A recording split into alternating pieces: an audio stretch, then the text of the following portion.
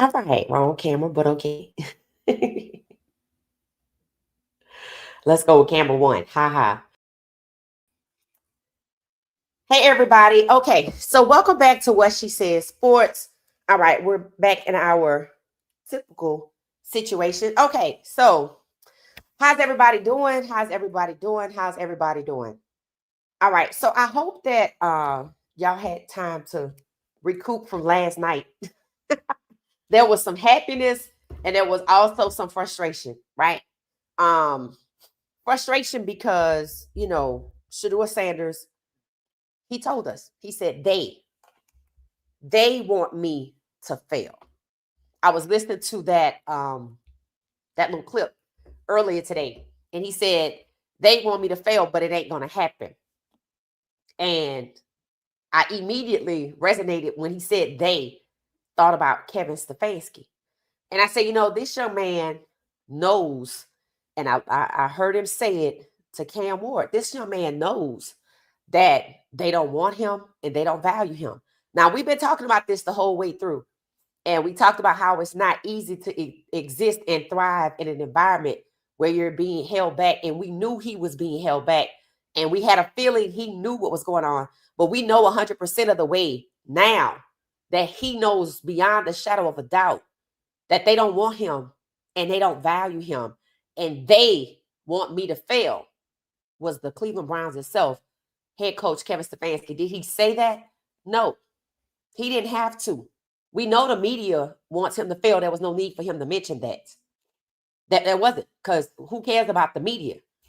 He talked about how difficult the process had been. He talked about things being better now. They is the head coach, and they want me to fail was on full display last night. Shedeur had a conversation with Cam Ward after the game, and this is what let me know that he knew. Cam was saying, what about in the offseason? We could do this, that, and the other. He said, man, I got to see how the offseason going to go first. He said, we in two different situations. Cam is and Shedeur are in two different situations. Cam is the starting quarterback that they have since offseason embraced, and when people didn't embrace Cam, they got dismissed. And that's Callahan, right? That's Callahan. Cam was able to call out the organization for not being good. The coach was 1-5. He got dismissed after not being good last year. And the Titans have had their problems.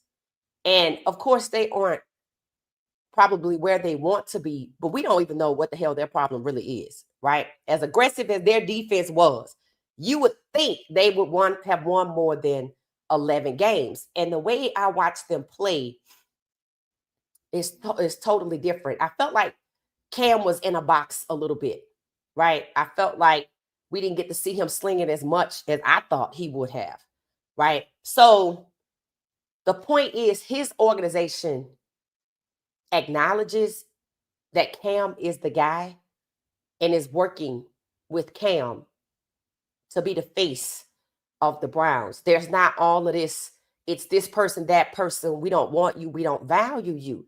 So when Shedeur said that to Cam, it signaled to me, I said, oh, he knows. He knows for a fact that, he don't know what's going to go on with his situation. Well, here's what I'm hearing. First thing, a lot of people are now calling for Kevin Stefanski to be fired. The voices are loud. The voices are loud for Stefanski to be fired now. And I said last night, I posted, I felt like Shedeur won, even though even though the Browns lost. I felt like Shedeur won, and he did. You know who else said that this morning? And not saying he saw anything I said, but it just let me know, it confirmed that the way I was feeling was correct. I didn't need it, but hey, it was nice to hear. Tony Grossi. People are saying, you know what? Tony may have had his issues. He might have been a Dillon guy. He might have hated on Shedeur, but he can admit when he wrong, because Tony Grossi said Shedeur Sanders won last night. They did. And I said, that's facts. The Browns chose to lose. And what's being overshadowed and people trying to diminish the moment for Shedeur, even though it's very hard to diminish setting records, breaking records, being comparable with, Joe Burrow. He's now one of the week 14 QB stars, right? He's finally on the list of the quarterbacks that are making things shake in week 14. And people are scared to look back and say what would have happened had he started. And I just tell them, y'all would be in pole position for the playoffs. You would be in the playoffs. And that's exactly the point. The Browns knew that they knew Shedeur was good. Remember, they were going to get him number 2 overall. Finally, somebody else talked about it. Somebody else is pulling out the receipts. Something I've been saying over and over and over. They're pulling out the receipts from the draft. They're pointing out that people lied about Shedeur. If that sounds familiar, it's because that's what the facility, the show said. And I told you that's why they got snatched off the air. Because they were pro Shedeur at a time when people who are insiders like Albert Breer and others were not truthful about what was going on with Shedeur. There were people painting a picture with the character issues. There were people talking about the New York Giants. But they chose not to talk about how he aced all of his other interviews. You know why? Because they didn't want to hold the New York Giants accountable. And that ball got fired anyway. And then the truth about how raggedy that organization is has made it to light. People are pointing out Jackson Dart hadn't had a game like Shedeur had. I see people rushing to want to celebrate Tyler Shaw's 144 yards. Want to talk about Tyler Shaw before they talk about Shedeur, so they still at it, right? They want to pick apart Shedeur for an interception. I'm like, do you really think anybody gives a damn about that interception after how Shedeur proved without even trying, but just playing a game, that he's franchise? He's franchise. And now, in addition to Kevin Stefanski has made it to Monday morning conversations all over platforms to Shedeur is franchise. So the fight's going to be, because as you can see, Kevin Stefanski has not been fired yet. And I know why. I know why Stefanski hasn't been fired. Not just because Haslam asked him to do this or put him up to it. It's more than that. See, the problem is we want to hold Stefanski accountable, and Haslam hasn't wanted to. And I talked to y'all about the structure of the Browns on how Haslam sits at the top, and instead of the GM and then Stefanski, it's Haslam at the top, and then separately Stefanski reports to Haslam, and then Barry reports to Haslam. And I see the room for malfeasance. I see the room to play one against the other. I see why Haslam set it up for them not to report jointly to him, but him to they report independently. This is why we're in this situation. This is why Andrew Barry couldn't call the dogs off, because Barry doesn't have any power over Stefanski, but Stefanski has the power to draft Dylan, which is Andrew Barry's duties. Does that make sense? Does that make sense? So basically, he's playing them against each other. He's getting them independently to do what he wants them to do, but he's preventing them from working together to make the organization great without his say-so. So he has supreme control without even being there. So Andrew Barry, go fetch me Deshaun. And they have their independent meetings, Barry and Haslam. And then on this side, we need to make sure Shedeur doesn't make it to QB1 Stefanski. So Stefanski does everything he can as a servant leader to devalue, diminish, dehumanize, discriminate against Shedeur and Haslam allows it. And Barry can't do anything about it. And any player that speaks up for Shedeur or gravitates towards Shedeur gets retaliated against. And I said, okay, I see. I said, well, now, with everybody calling for Stefanski to be fired, Haslam stuck. He in trouble. You know why? Because you can't fire Stefanski. Because see, people want a clean house on an organization. You can't do that. See, Andrew Barry did his job independently and Haslam approved of it. But Stefanski is doing his job and Haslam approved of it. So now the right side of the branch is broken and you got to fix it. And you can't kick Stefanski out because he's doing what you asked him to do. So if you fire him, he will likely unload on you. He might go write a tell-all book.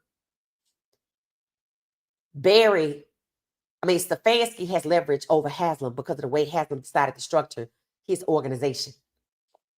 Because it's backfiring on Haslam because now people want to blame Stefanski. That's why Stefanski ain't been fired. See, the Titans, they could have said, you go ahead, we got Cam our number one, and you could do, whatever. But the moment he started to make the team look bad by making the $48 million investment look bad, they got rid of him because he was sub 500. And that's what you're supposed to do. Dabal, he was supposed to win because they went through all of this trouble to devalue Shedeur to get Jackson Dart, and he wasn't like that. So they got rid of Dabal because he's sub 500 and he making them look bad. And we already had to fire all of the scouts because we made it look like they told us all these negative things about Shedeur, but it was you. So he's a liability, Dabal, so we going to put you out. That's what happened. They can't do that with Stefanski. They can't do that with Stefanski. You know why? Because everything that Stefanski has been doing, Haslam has allowed. And he came out and told us. He came out and told us that Barry gets the people and Kevin decides who to play. This has been going on so long. Haslam has been visible on the property twice. So we know you know what's going on. We saw you talking to Stefanski. You hear the media calling out, but you left Stefanski in place. Because I got to take care of Stefanski. I got to find him another job or find him some parachute package that he going to be happy before I kick him out. And his reputation is trash and nobody wants him for doing what I asked him to do. You can't do that. You can't do it. And if you was going to do it, it should have been early on, but you couldn't do it then. So today, it was announced that the Cleveland Browns are moving forward with Shedeur Sanders as QB1 for the rest of the season. Duh. Who else you got? Who else you got? I think the most concerning part is that Shedeur Sanders, by winning the Raiders game, put them in the hunt for the playoffs. And when they got to the 49ers game, the media intentionally did not talk about the playoff scenario for the 49ers game, win or lose scenario. And then when we got to the Titans game, ahead of the Titans game, we saw Stefanski making moves to weaken the O-line by benching Wyatt Teller, by putting in KT Levingston. And the media sat quiet and did not discuss the win or lose scenarios for what was an elimination game, which is typically celebrated. Even if you don't make it all the way to whatever the big trophy is, the fans get to enjoy the experience and the reward of making it to the playoffs, excluding the players after working all off season. So Shedeur came in when it was 2-8, or actually could have been worse than that, and quickly began to turn it around and put them in the hunt And instead of celebrating it and getting the fans excited about it, they misled the fans after the 49ers game and said the season was over. And that was a lie. That was a lie. And why did they do that? Because they didn't want to celebrate Shedeur Sanders turning things around so quickly. And why did they do that? Because they didn't want to admit that he is the franchise. And they didn't have to, because we saw it last night. It's undeniable. And now the very thing that they didn't want for fans to say, I don't want to hear anything about the draft next year. We have our franchise QB. For the media to say Shedeur is the franchise QB. For fans and the media to come together, Shedeur Sanders is the franchise QB. How you going to run out here and try to get somebody else? And more importantly, what the hell did you fix an elimination game to lose for if you already have your quarterback? And understand this, the Browns only have a 14% chance to get the number 1 pick overall. I personally don't even think they want the number 1 pick overall because they got the number 5 pick. I just think people don't want to accept the fact that the Browns deceived their own fan base into thinking the season was over, there was nothing to gain, when in fact they were in the hunt for the playoffs. They celebrated it in 2023. But when Shedeur's the quarterback, the season's over. They deceived their own fan base. The Browns media deceived their own fan base. I asked you yesterday, how many times you heard people talk about the scenarios with the win or lose and that they were in the playoffs? They didn't. They didn't. Oh, the season's over. Oh, the season's over. The season wasn't over. I even said it. How the hell is the season over when you got 5 or 6 games left? And then as soon as the game was over, Browns have been eliminated from the playoffs. I said, that's why Stefanski fixed the game to lose. Because why? If I didn't want to admit that Shedeur turned things around so quickly, if I didn't want to admit that Shedeur is the solution, if I don't want to admit that Shedeur is QB1 for the rest of the season, if I don't want to admit that Shedeur is the franchise, if I don't want to admit that we have our quarterback already, why would I discuss and celebrate with the population of people I need to pay me money for my product? We in the playoffs so they can get excited, so people can feel Shedeur is the solution, so Shedeur could be acknowledged, so everybody could know this kid should have been drafted number 1 overall. And as hard as they tried to hide it, cat's out the bag. Everybody now knows, because the elimination game that they kept quiet was against the Titans. Turns out to be Cam was the number 1 overall. And Shedeur outplayed Cam. And I like both of them, but I can be honest about that. So for everything the NFL draft was supposed to do to Shedeur's career, for everything that the Browns tried to do to hold Shedeur back and destroy his career and destroy his mental fortitude, break him, tell him you're not worthy of being QB1, after we heard on day 3 of the draft how important the quarterback position is, the truth still came out anyway.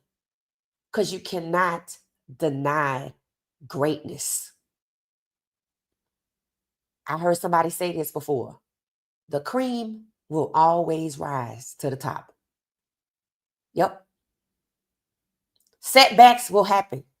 You might be delayed, but greatness can never be denied. It will always find its way to the top, because that's what makes it greatness. They tried to say Coach Prime was a problem in the draft. Shedeur was a character problem in the draft. No, he wasn't. Shedeur was black in the draft and number 17,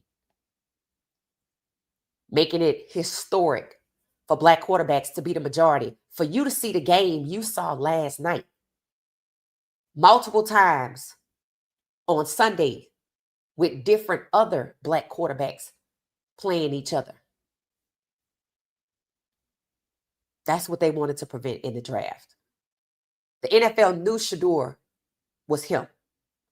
31 NFL scouts and executives were at Shedeur's first game. Scouts was all over CU. Then there was CU's pro day. They've been looking at this kid's film for 4 years. We don't want quarterbacks like Shedeur because he's going to elevate the game out of reach for the people like Tyler Shaw and Jackson Dart. Why they ain't draft Quinn Ewers? Because they got their own issues on why they choose certain people. Could be religion. Could be where you went to college. Could be skull and bones. Who knows? But they didn't abuse Quinn Ewers. They didn't abuse Baker Mayfield. They abused and tried to destroy Shedeur. They just didn't draft the other ones. They didn't try to destroy their character. They didn't try their reputation. They didn't try to destroy their mental fortitude. They didn't try to make them say their name was Toby and not Kente. They never tried that. So there is no comparison, not to any of the other white quarterbacks in Cleveland, because that has not happened to any of them. But when you line up the black quarterbacks that have been through there, since Stefanski, since Haslam, it's bad. It's sinister. And they were just doing to Shedeur what they had done to the others. But the difference is when Tyrod Taylor was there, RG3 was there, when Deshaun Watson first got there were not 10 million people looking at what's happening and calling for accountability. They got away with it. And they thought they were going to get away with it with Shedeur, even though they didn't want Shedeur, because they knew millions would be watching. But understand this, they invited us to watch in the draft. And look at how disgusting, look at how they lured us for that disgusting display in the draft. And they thought that was going to be it. And then the unexpected happened. See, the unexpected keeps happening. It keeps happening. And the sun, the moon, and the stars lined up last night to prove that they want me to fail is the head coach. Because those Wildcats, people are calling Kevin Stefanski out for those Wildcats because it's not 2005. That shit not going to work, bro. And I said, people don't know why Kevin Stefanski is calling these Wildcats, why he keep taking the ball out of Shedeur's hands. I'll tell you why. And Andrew Berry said it. The quarterback position is the most important position on the team. Kevin Stefanski tried every goddamn thing he could to keep Shedeur from off that field and at QB1. Trying to bury him on the depth chart, trying to break him mentally as a person, intimidating people, trying to isolate him in public. And all of this is happening in front of Musgrave, who I just found out, and I heard y'all say this, I didn't know he played with Coach Prime. So one of Coach Prime's teammates from back in the day, from one of them teams, is on staff and might be the quarterback coach at the Browns. And Kevin Stefanski was still allowed to abuse Shedeur. Everything was documented and memorialized on camera. And Kevin Stefanski was still allowed to abuse, devalue, dehumanize, dismiss, discriminate against. Racial discrimination is illegal against Shedeur. And he tried everything to keep Shedeur away from the most important position on the team. Something I told y'all, if I hear them say that shit one more time, because you keep saying, as if you're telling me you drafted Shedeur late because the quarterback position is the most important position on a team and he's not worthy of either the number 2 spot overall, the inherent QB1 spot overall, or the $46 million that came with it. Shedeur is not worthy. And Kevin Stefanski tried to drive home that point damn near every time we saw him, from the spring to the summer, to preseason, post-training camp, setting him up with the Rams game, which is extreme. Ignoring him on the sidelines. There are clips showing I think Shedeur must have been coming out of the Ravens game at the end to talk to the sideline for instruction. Nothing. Kevin Stefanski walked away from him. The clip says that the coach of the scout team decided to talk to him, ignoring him, excluding Shedeur, not willing to help him, willing to let him languish.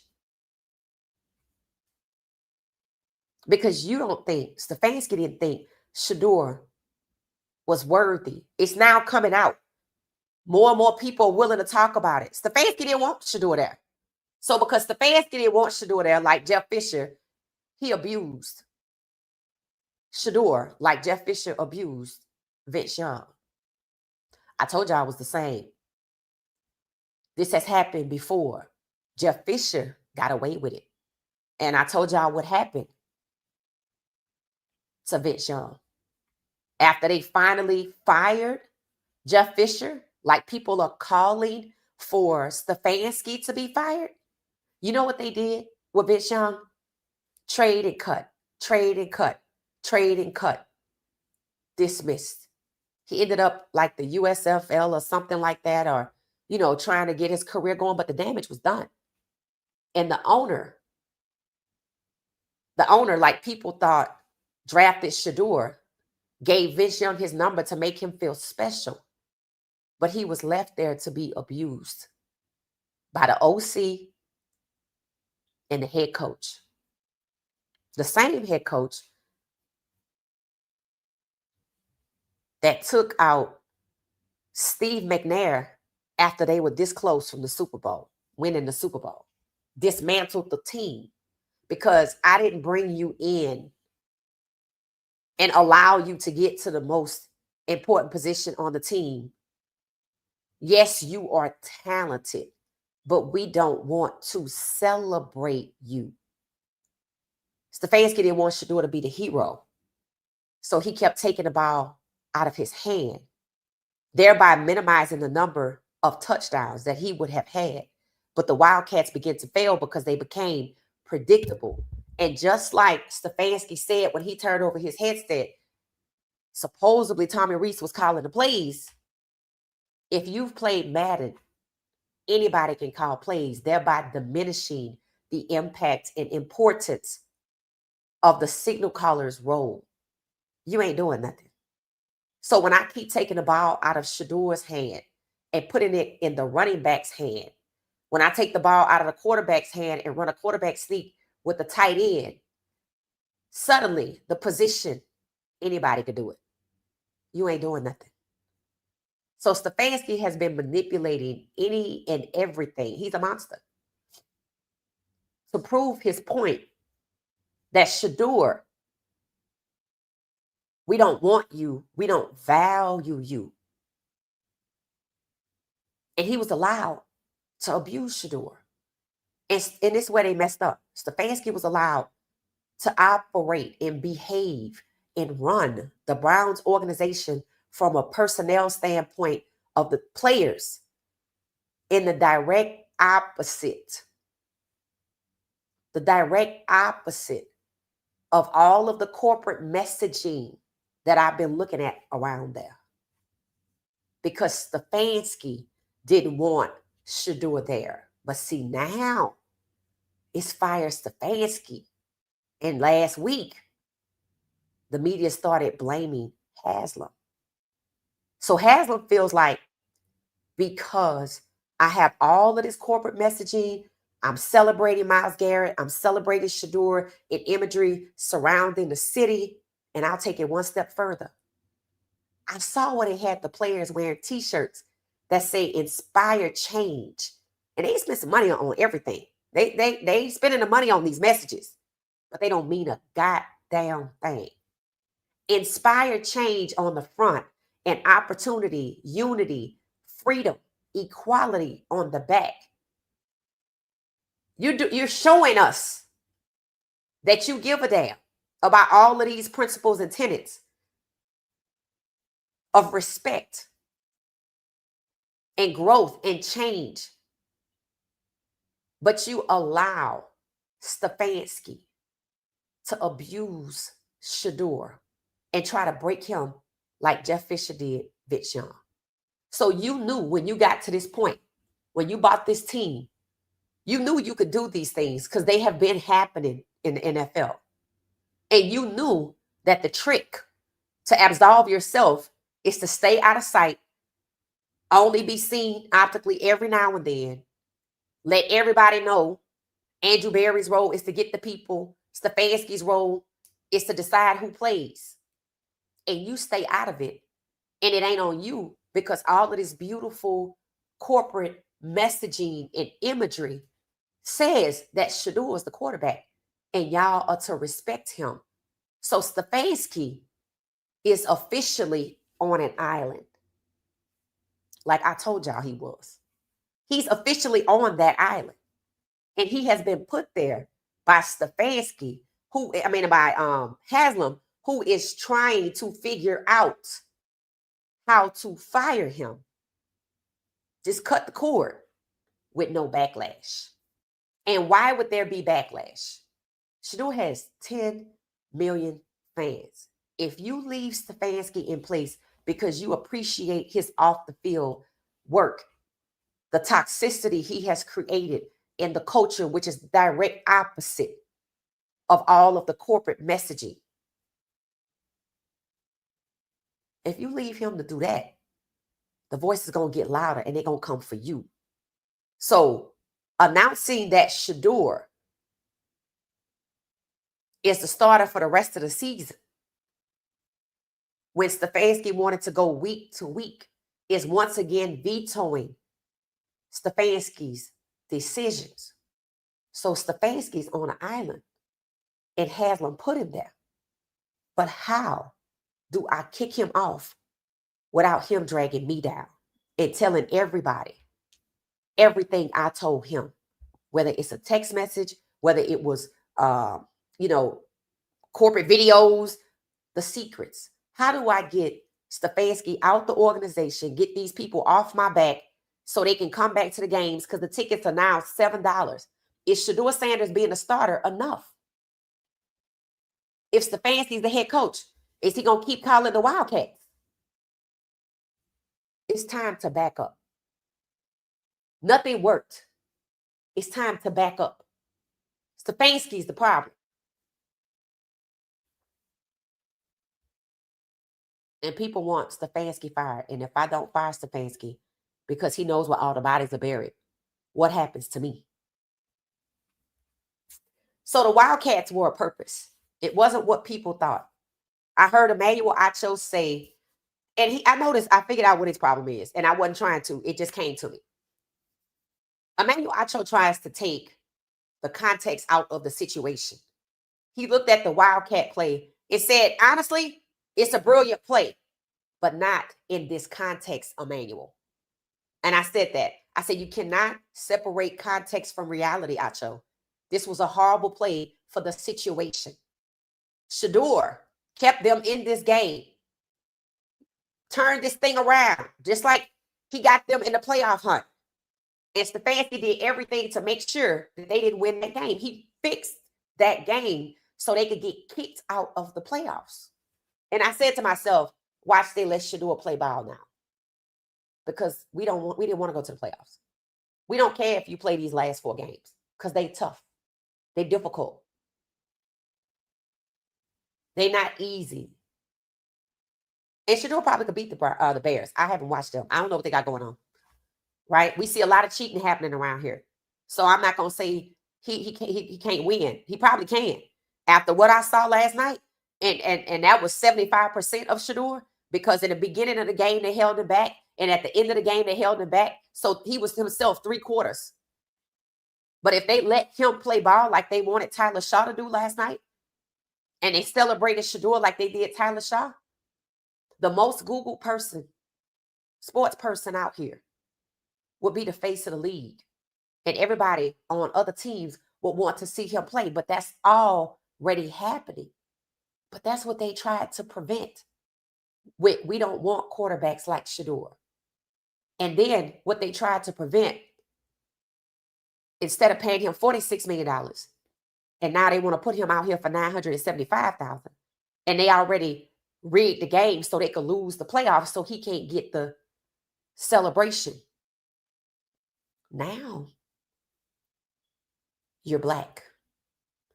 So it's a twofold issue. It's actually probably multifaceted, layered issue, which is why some people are confused. It had nothing to do with Coach Prime and everything to do with, I don't want the Sanders legacy to take over. The Manny's legacy, I want to be greater. We talked about that. And 17 or 32. We don't want him taking over. Too late. Shedeur's already in company with the elites. And he played at 75% because they held him back. The Wildcat wasn't just to disrespect Shedeur. Of course. It was to say, we don't want you. We don't value you. And I can get anybody to do this. Yes, I know you're talented, but I don't need you. I don't want you. I don't value you. I don't need you. I can run a quarterback sneak with a tight end, and I can put the ball in Quinshon Junkins' hands, robbing you of the satisfaction of winning, of scoring touchdowns. And why is this? Because you're going to pop up in the analytics now. See, holding Shedeur back all of this way because they knew he was on the team, it served the purpose for them in the NFL overall, who didn't want quarterbacks like Shedeur.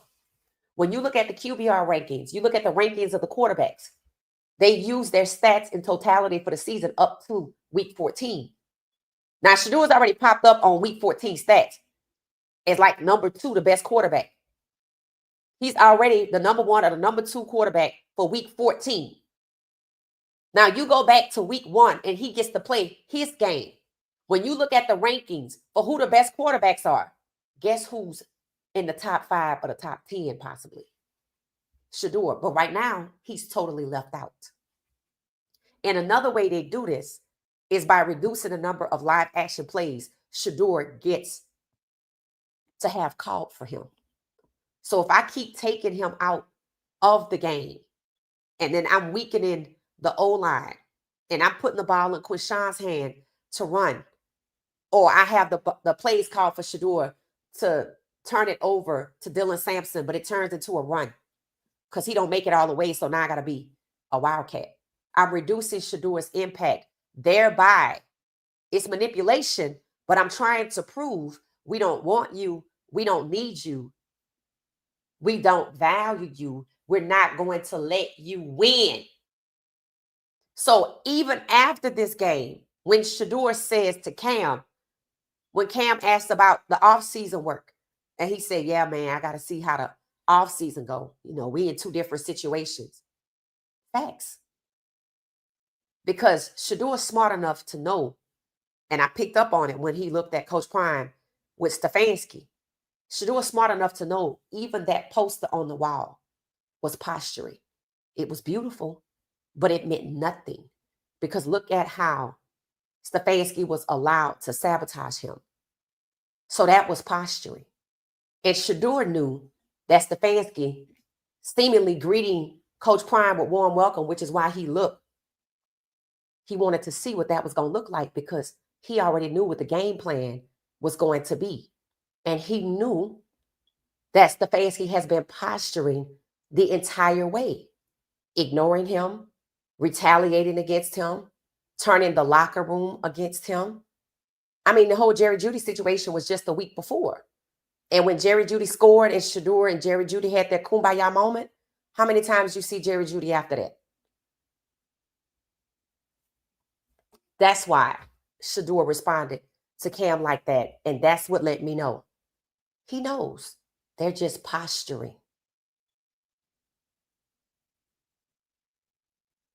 They're just posturing. So now Kevin Stefanski is to be fired. Haslam has to figure out what he's going to do. People think Shedeur is going to be there as QB1. And the beautiful imagery, the corporate messaging says that's what it's to be. and that Deshaun is going to be QB2. And part of the reason I believe that both of them will be there, regardless of who's the 1 and the 2, is because they already came out when Ohio State lost and said, we can't move Deshaun. And if I can't move Deshaun already, and then Shedeur goes out here and ball out, and the fans want him to be the franchise, well, I get to stick it to Deshaun again by finally putting him back on the roster in his last year, and then putting a rookie in front of him. And overall for the league, I take 2 black quarterbacks who are probably great independently, could lead 2 teams, but I stifle them and pair them together. And then I wage war against both of them all season long, and neither one of them are the starter of the QBR for the QB1. I'm playing head games. I don't really want Shedeur in that situation. I said I believe Shedeur would transcend this situation. He has. The truth has come out despite Kevin Stefanski trying to hold him back. We don't know what the hell going to happen now that Shedeur is the starter for the end of the season. I'm sure Stefanski is somewhere plotting, and he wasn't fired before noon today, and he should have. So it says Haslam is not going to move off of his decision as to who the head coach is for whatever reason, even though it's the right thing to do. So nothing changes. We might still see Wildcats, because after last night, if he ain't get fired, I think he could do whatever he want to do. So let me see what y'all are saying, because I know you have a lot to say. But shout out to Shedeur for awareness. Shedeur, I heard him say awareness is his kryptonite. And you know how we talk about it, sometimes we worried about him. He fully understands. He fully understands. They don't want him. They don't value him. All of the imagery, all of the inspired change, the unity, the freedom, the opportunity, the equality is posturing. The actions of the Browns don't match up to the corporate messaging. The corporate messaging is just to make people buy into the organization and to absolve the owner should anything transpire. When your actions and your words don't line up, you're typically a liar. It said we going in hard on Kevin today. Yep. Everybody wanted fired. It said Shedeur Sanders should have been the #1 draft pick in the draft. Facts. And that's what came out. And here's the conversation. So now it's time to talk about the 2026 draft. And they've been trying to pivot to that conversation the whole way. And you know why it's not successful in terms of the quarterbacks? Because Shedeur is better than every quarterback coming out of the 2026 draft. Every last one. Nobody plays like that. Nobody has that gift. And that's the key. Nobody is Shedeur. Shedeur is him. And now with people pulling out receipts, and I knew it was going to get to this point, and saying Mel Kiper Jr. was right, and pointing out that Albert Breer told a lot of falsehoods, was repeating a lot of lies, that the New York Giants lied. You know why the New York Giants, nobody's really going at them? Because Daboll got fired already. If they wanted to know the truth, they could have. And I do believe they knew the truth. Just like they knew who actually was the Ole Miss person wearing the sweatshirt, and they never talked about it.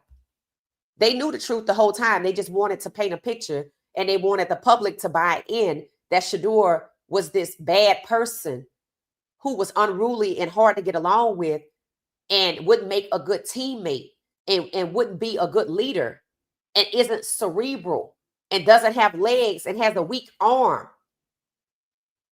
In one game, he proved all of that was a lie. Every last bit of it. So, yes, Shedeur should have been #1 overall. Hey, gang, how you doing? How you doing? How you doing?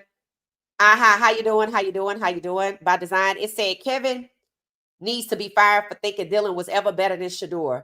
How you a coach and can't see that? Let's talk about that. Okay, so we know, I heard somebody say in a losing year, Daniel Oyefuse.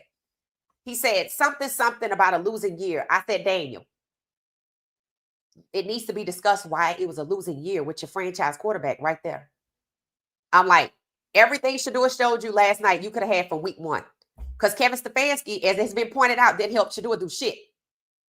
We saw Shedeur self-develop, come in early, stay in late.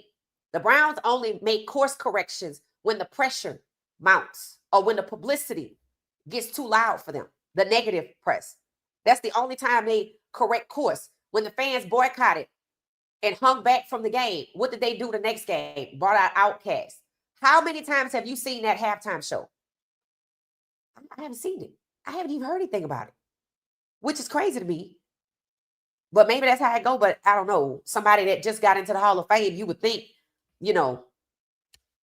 let's talk about it. Or why is it not viral out here? Or why is it at least not available on YouTube or something? It just doesn't seem like it was talked about or celebrated. And I remember, I feel like when they had like Shabui doing the halftime show in Detroit, or they had Beyonce doing it with the Texans, right? I just kind of remember everybody talking about who doing a halftime show. So for Outkast to be asked to do the halftime show after fans began to boycott, and now you don't want to talk about it, it was just posturing.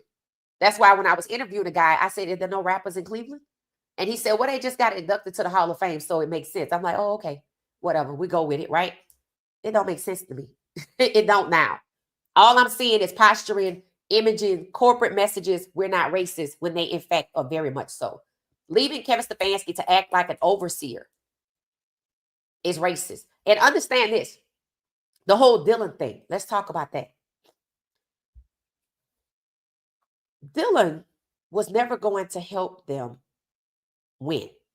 And I said Dylan is going to get to a point where he realizes they only brought him in because they knew he could lose. And one of the reasons the fans get held Shedeur back is because if the strategy was to have a losing year, the term I picked up from Daniel Oyefuse today, if you using that terminology, that's what y'all been talking about. That was the strategy all along. Flacco couldn't help you because he only is half a few games in for the season. Kenny Pickett is Kenny Pickett, and he injury prone. He can't even help the Raiders, right? Dylan can't help you do nothing. That's why you didn't get an O-line, and that's why you got 2 running backs. So Dylan could be a game manager and hand off the ball. So when Shedeur popped back up on their radar after they pretended to be interested in him, and after every team already got their quarterback, they cut him loose. He fell back to them, and they looked pissed. And Stefanski didn't want Shedeur there because he knew he couldn't force Shedeur to be no game manager like he tried to do Baker Mayfield, like he tried to do Deshaun. And he also knew he couldn't have Shedeur sacked excessively 33 times in 7 games with 10 million people watching. But he did know that he could have Dylan drafted, even though that's Barry's call, that he could put Dylan out here as a Band-Aid solution until the Manning kid is available. He knew that. He also knew that when Shedeur fell to them, whether it was pre-planned or not, he knew he would be able to mistreat Shedeur. He knew the goal was to play keep away with QB1. Now, why it is that Stefanski tethered himself to Dylan, I believe it's because the goal was to lose, which is why he fixed the playoff games to lose, and why the Browns media never talked about it. They didn't want to go to the playoffs. I don't know what it would change. I don't know if it would disrupt their draft picks, but getting Dylan exposes that they were not trying to win. But they never wanted Dylan to know unless they told him, "Hey, we just drafted you to get through." But they made it clear up front and early. Shedeur nor Dylan will be here next year. Shedeur nor Dylan is the solution. The franchise QB for the Browns is not there. It's okay for Stefanski to lose. He has rookie quarterbacks. Shedeur hadn't even played yet. Making excuses to keep Dylan in play so they could keep losing. And the bettors were like, "Hey, shit, we loving this." So Stefanski tethering himself to Dylan was so they could lose. And he knew that Shedeur could win. And they don't want that to get out. What does that say? You can't say you're rebuilding because you've been rebuilding since 2020. What people are going to realize, because you want to keep Stefanski next year, get rid of Shedeur, and keep Dylan as a Band-Aid till the Manning kid come out, and he gonna need time to rebuild. You're scamming. You just doing all of these things for show so people could buy season tickets while you plan to lose. I remember hearing it said out loud. Adam Schefter reported that the NFL approved the Browns draft strategy. I said, what the hell? Who does that? I've never heard that before. I wonder what it looked like. I know it's documented. I would love to see it. But based on what they drafted, I told you a long time ago, they're not trying to win because they didn't get no O-lineman and they got 2 running backs and Dylan ain't him. So they were leaving Dylan out there to lose. I don't know if there's a team that has specifically gone to the draft to get somebody to lose. I don't know if fans will be okay with buying into the process with time and energy, believing they're putting a team together, when in fact I'm doing everything but that. I'm just trying to lose since 2020. And when I could go to the playoffs this year, I pump the brakes hard. And I throw the game. I fix the game so we don't win, even though we can. That's a whole different conversation. And that's why the tickets are $7. People don't like the way you mistreating the best quarterback on your roster because he's black, and they do not like the way you are not trying to win with Dylan. So what is the point? And that is why I don't think they tell fans, hey, we're going to go to the draft and get a guy that can't help us win because this is going to be a losing year. And we've been rebuilding since 2020. And Haslam said, we're going to rebuild for 2 to 3 more years with Shedeur on the ground in September. This is why Shedeur said 5 to 6 months ago, I would have told you I would be here, because Shedeur doesn't fit their plans to lose. So do they want to lose again next year? If so, Shedeur doesn't fit that. So they're going to have to cut him loose. And if they don't, they want to lose with him out of spite and send Dylan on to be free and hold Shedeur and Deshaun hostage and ruin their careers. Yeah, pay attention. So Dylan was brought in and paid handsomely and upgraded from an undrafted free agent because either he was a willing participant to lose or he was an unsuspecting victim that they would use as a pawn to keep losing, while the fans thinking they trying to win. But all you had to do was look at what they drafted and look at how they treated Shedeur. They didn't want to win. That's why they rigged a playoffs game so they would not be in the playoffs or get close to it or enjoy the journey. They didn't want to have nothing to do. We don't want to go to the playoffs. No, we don't want to go. Who does that? Isn't that the goal every year? Isn't that why these players work out so hard? See, this goes exactly against the business model. You're not even conducting football business if you're not trying to get to the playoffs. I'm not saying you had to go out there in training camp and say, we're going to the playoffs. But usually when you think like that and the team is more connected, but Stefanski did everything he could to divide the team, divide the offense from the defense, to try to silence Myles Garrett, to intimidate everybody else on offense, to pigeonhole Jerry Jeudy and pair him up with who? Flacco, who ain't even him. And then to have him palling around with who? Dylan, who not the guy. So he wouldn't have no chemistry with Shedeur. So Jerry Jeudy would do exactly what he did last week. But did they anticipate what happened this week? Or is that the unexpected? See, the unexpected is happening rapidly now. It's been happening slowly, but it's starting to pick up steam. And they out of the playoffs. So they don't care if Shedeur go out there and get plastered every week, because that's probably what's going to happen. Because Kevin Stefanski has found the secret sauce to weakening the O-line. He don't ever have to play Wyatt Teller again if he don't want to. He don't ever have to play Cornelius Lucas because he hasn't.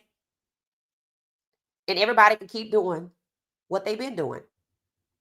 Half-ass protecting the quarterback. But will he be able to keep running these Wildcats? I don't know. It's that he's the number 10 plus million people have acknowledged. Yep, that's it. He is it. Yep, Shedeur is him. So that's it, Nia. Kevin Stefanski wasted a whole season because it seems the Browns plan to have a losing year, and Shedeur didn't fit with that. We don't want you. We don't need you. So we're going to destroy you before we put you out here. And since I'm forced to put you out here, God damn it, I'm going to destroy you while you out here and make you look bad because we don't want to keep you next year. And they was already talking about Dylan wasn't the guy. So they paid Dylan handsomely to be a participant. Now, whether or not he was volunteer or voluntold, I don't know, but he was not brought in to win. The Browns wanted to have a losing year, which is why they didn't want to be in the playoffs, and they threw that game. They fixed the game. It said, if we don't need validation from evildoers, show don't. It said the owners are trash. That's what people, let's see what I'm saying now. That's the conversation. See, that's the conversation now. And this is what I mean by, what do you do? Shout out to 260 people. Hit the like button, please. What do you do when you started on this course and the public is making you correct it and you need the public?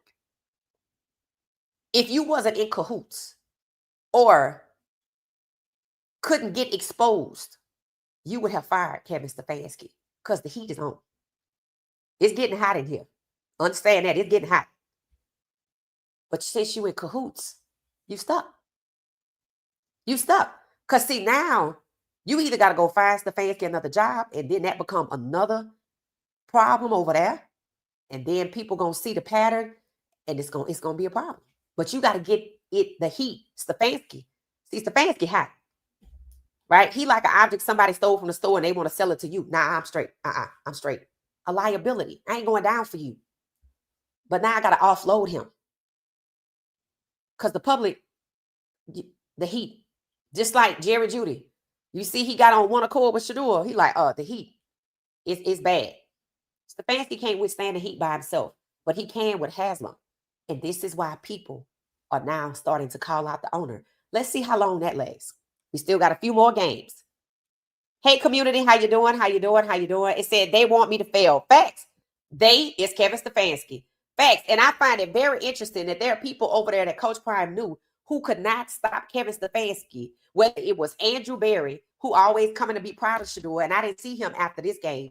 Did y'all see him after this game? Or if it was Musgrave, who was a teammate of Coach Prime's. Or some people say Haslam and Coach Prime was friends. I don't see no evidence of none of that. I don't see no evidence of none of that. None of it. Other than they rolled out the red carpet for him to come in. In the game, it's like a phone call. A flip was switched, and they let Shedeur go out there and ball out. They let Myles Garrett go out there and get a sack, and then they turned the switch back off. Or tried to towards the end. So all of them people over there, all them grown-ass individuals over there couldn't band together and turn in Stefanski, because who would they be turning him into? The judge and the jury, Haslam. See, this is how you know by process of elimination who the real problem is. Let's see if they try to quiet the noise about Stefanski to protect Haslam. It said Shedeur knew what was going on. They held him back yesterday. Yep. It said Mr. 144, the franchise. I like that. I like that. Mr. 144, the franchise. That's cute. They said Shedeur has to be the most popular and successful, the best quarterback ever drafted 144 in the third or fourth game. And he only played 3 full games, right? So, yeah, I agree with that. It said Shedeur told Cam he got to get through the rest of the season first, right? Or the off season, I thought he said. But that's what he was saying. He don't know what's going to happen over there. He don't. He don't know if he's going to be in the league. Understand that. I could meet with you in the off season. I just might be on a different team. I don't even know if I'm going to be in the league. Why? Because they have tried to cut him so many times. Why? Because Shedeur basically let us know that he now knows what happened in the draft. Because if I could tell you I don't know. I thought he said the off season, but I gotta see I thought he said the off season go first because I don't know where I'm gonna be, or I don't know if I'm gonna be in this league. And he's right to think that. Just like he said 5 or 6 months ago, I would have told you I would be standing here because they treated him that horribly. And Stefanski was allowed to. See, understand. See, I understood just from researching Vince Young's situation. I understood and wasn't surprised that after they finally got rid of Jeff Fisher, they got rid of who? Vince Young. Why? Because you can sue us. You a liability too.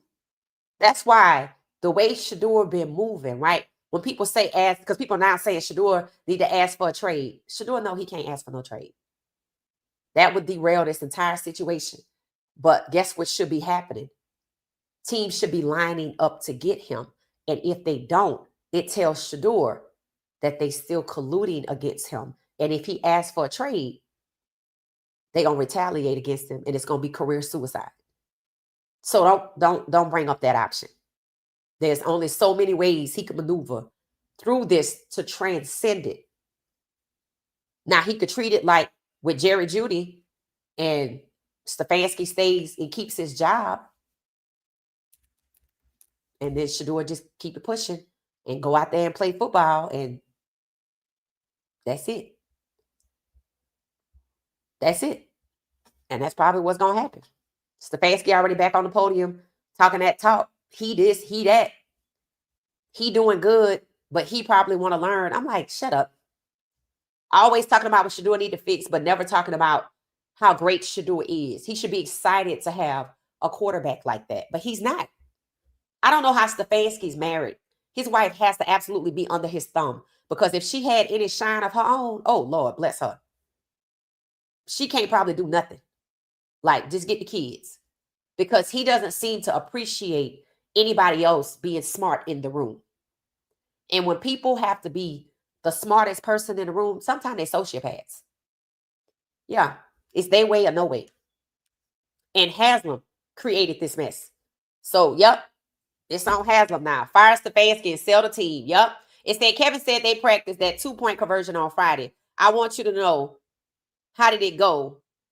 I want to know, how did it go? Was it the outcome we saw yesterday? If no, it looks like they threw the game. Here's the thing. It don't even matter if they practiced it and it worked. The point is, the Wildcat made the degree of difficulty to score higher. Shedeur just balled out and showed you what he could do.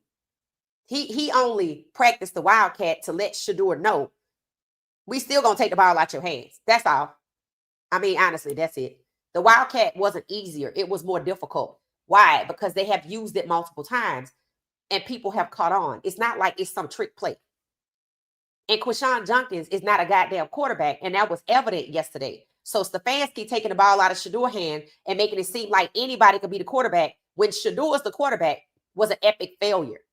Stefanski tried to increase the difficulty to score so they could throw the game. They absolutely threw the game. And you know this because they didn't even talk about what was at stake. The fans probably would have celebrated. Oh my God, we have an opportunity to maybe make the playoffs. That's excitement. They didn't want that excitement with Shedeur Sanders at the helm. That's one. And I ain't want to win no way this year. I don't know why you just want to keep losing. You want to keep losing. It's just weird to me. But you definitely didn't want to win with a black quarterback, but you didn't want to win anyway. That's why you didn't get a white quarterback and put him out there through all that madness like you did Dylan, like you're doing Shedeur. They don't appreciate Dylan. They appreciate that he's allowing himself to be used like a pawn. Whether he's voluntarily doing it or not, he's either a willing participant or a victim. I don't know. Or a target. It said they flip-flop. It said TG he need to keep his cross energy. Who is TG? Let me know who TG is. I don't know. It said, I'm waiting for player of the week. I think Shedeur is, I don't think he's going to be player of the week. Don't be surprised if they make it Tyler Shaw, because they over there trying to downplay Shedeur by talking about Tyler Shaw and 144 yards. And did the Saints beat The Buccaneers. I told y'all they was coming for the Buccaneers. Yeah. So Shedeur is, I think, the second best QB overall this week. I think that's how it went. Let's see here.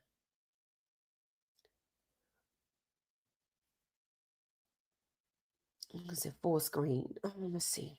Oh, here it is right here. I don't know if y'all gonna be able to see this, but it says Dak Prescott. Okay, players and yards. I think it says 2025 NFL weekly leaders, week 14, passing leaders. Dak Prescott, 376. Shedeur Sanders, 364. It's just passing. And 3, Jared Goff. So again, Shedeur has ended up in elite company with Dak Prescott being the best quarterback, and Shedeur is the 2. Now understand, when I realized, I was looking at this, I said, okay, so Shedeur is starting to pop up on week 14 charts as the best. I said, this is why, even when he landed there and they knew who he was beforehand, they still didn't want him to get out there, because guess what? Remember, the NFL took him off the board and lied and said he wasn't good and nobody had a first round grade on him. How am I going to let him play through 18 weeks and rack up all these numbers? See, now he's excluded from these total yards. He don't have total yards. He has weekly yards. And they only have a few more games left. So he could be the quarterback of the week every week, and they ain't going to care, because they're going to talk about the comprehensive numbers, and he going to get left out. And they're already trying to overlook him by talking about Tyler Shaw, who didn't do nowhere near better than Shedeur at all. And I ain't even watched that game, and I'm willing to believe somebody else was doing the work, because he only had 2 touchdowns, so I don't know. It said he's been named the starter for the rest of the season. Facts. It said, I believe none of the L's, double talking lies. The L's, it said, God, something else. Facts, because that's what it is.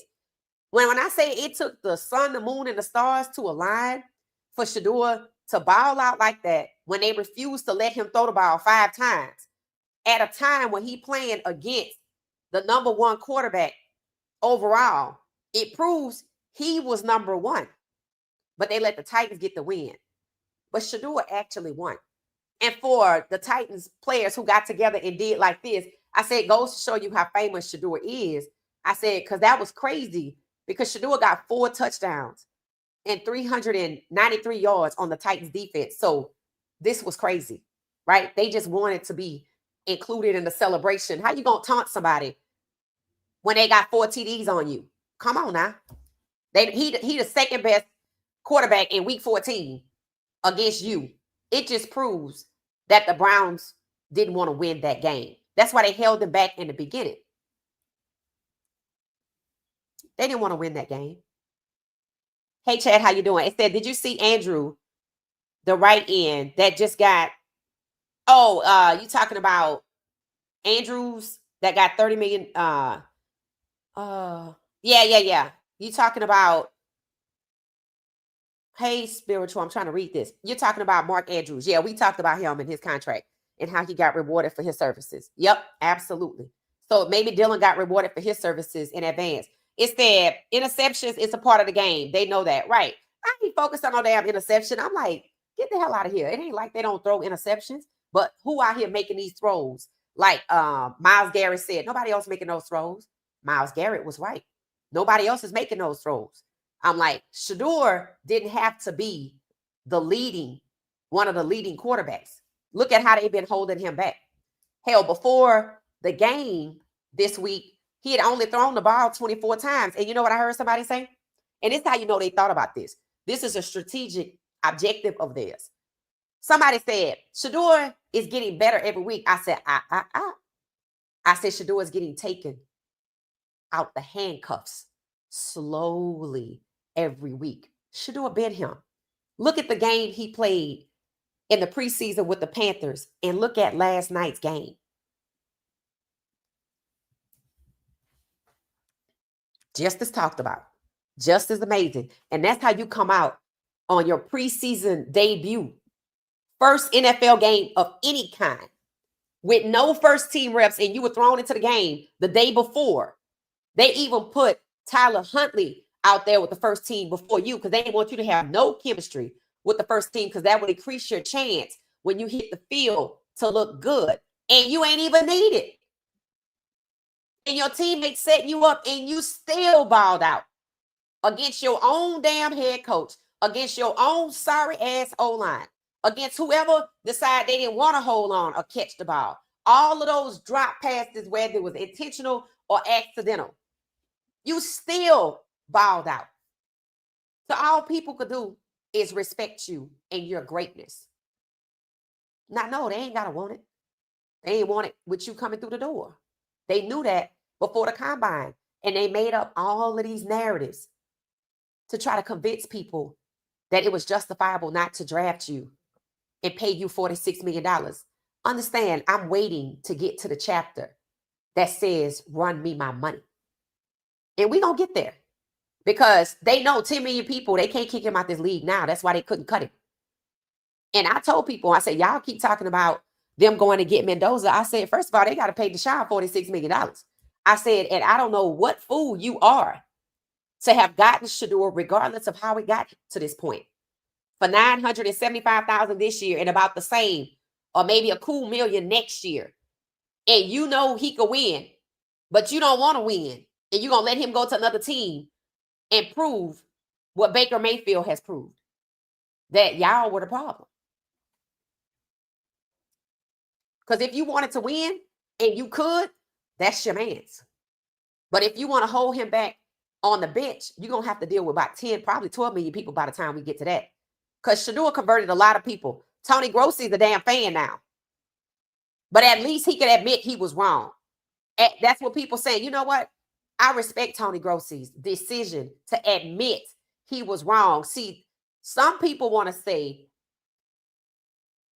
Stefanski just refuses to admit he was wrong. I said, it's a little bit more sinister than that. You're not going to excuse away all of this abuse over pride. Absolutely not. Because Stefanski was allowed to treat Shedeur that way. That is sinister. And we're going to always come back to that. Just like they're coming back to the draft now. We're going to always come back to that. So now they over there plotting, trying to figure out what to do, just like they plotted what was going on in this game. We still don't want to win. So they plotting. Understand. Stefanski should be fired, but that don't seem like that's going to happen. So maybe like Jerry Jeudy, whether he real or not, maybe he going to stop because, the pressure is hot. Maybe they like, look, just knock it off because the shit getting bad and we don't want to fire you. We're going to have to fire you if you keep on. So just let him play ball. We're going to see. We're going to see. Shedeur knew they was practicing the Wildcat. He knew they was going to use the Wildcat. Shedeur's answer was brilliant when they asked him about the Wildcat. He said, well, I mean, we don't play nothing in the game. We don't practice. They keep trying to hit him with the trap questions, but they don't ask Stefanski even about the truth. That's what gets on my nerves. That's why I don't really listen to their press conferences because they just letting Stefanski say anything. They letting Stefanski try to make himself look good when they could be asking him real questions. Shedeur was lit yesterday. Yes, Robin. It said it really doesn't matter like that. But even Grossi gave him his props. Yep. That's what I said. Tony Grossi even admitted, and there are a lot of people, right? People call it out Emmanuel Acho. Why? Because Emmanuel Acho don't want to say he was wrong about Shedeur unless he said it and I didn't hear it. People were in his comments tearing him up because he's singing Shedeur's praises. Stefanski need to be fired. Of course, Shady said, I can't stand that coach, bro. Transparent per usual, right? Shady said it, right? Taking Shedeur out for that Wildcat, that was disrespect. It is meant to be disrespectful. It is also to increase the chance to lose the game. Double duty. Stefanski will stop at nothing, but let's see. Hit the like button, hit the like button, hit the like button. It said, Kevin knew everybody was watching and still couldn't help himself. And I told y'all, he thrives off of the theater. He thrives off the theater. Look at how many times he wanted us to know he didn't like Shedeur. I said it. I said, this man trying to tell y'all he don't like him. He ain't hiding it. I was like, that's kind of crazy. And that is crazy, right? That's like a serial killer writing you a note and telling you exactly what they did. But you can't get me, boo. You can't catch me. Who gonna check me? That's his attitude. I could do whatever I want. Why does he think that? Haslam. Haslam. Let's see if Haslam changes his plan to save himself. So Barry has no authority. Absolutely not. Barry has no authority. And I'm going to give one better. He has absolutely no authority because Haslam decides who these key positions the players are going to be.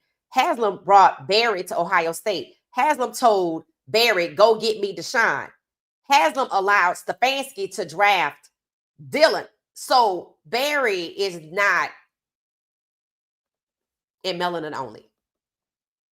That's it. Taking a Harvard-educated person and dumbing him down in his role.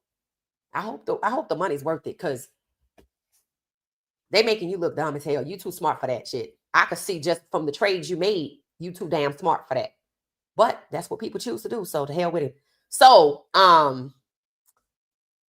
now you have a scenario where Shedeur has been named the starter for the rest of the season. Something seemingly Stefanski wasn't willing to do. He wanted to piecemeal it out.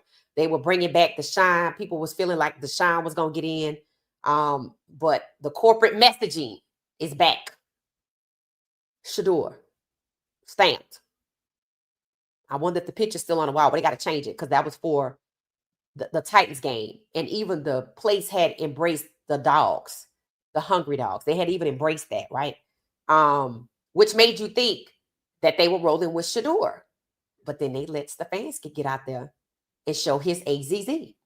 And the fact that he still has a job tells me they are putting him on an island, but I have to tiptoe around him because he knows where the bodies are buried.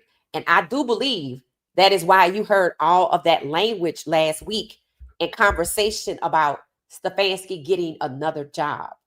If he wants another job, they're going to have to find him another job. And when they mentioned the Titans, I said, hell no, because I'll be right the hell over there with the same conversation.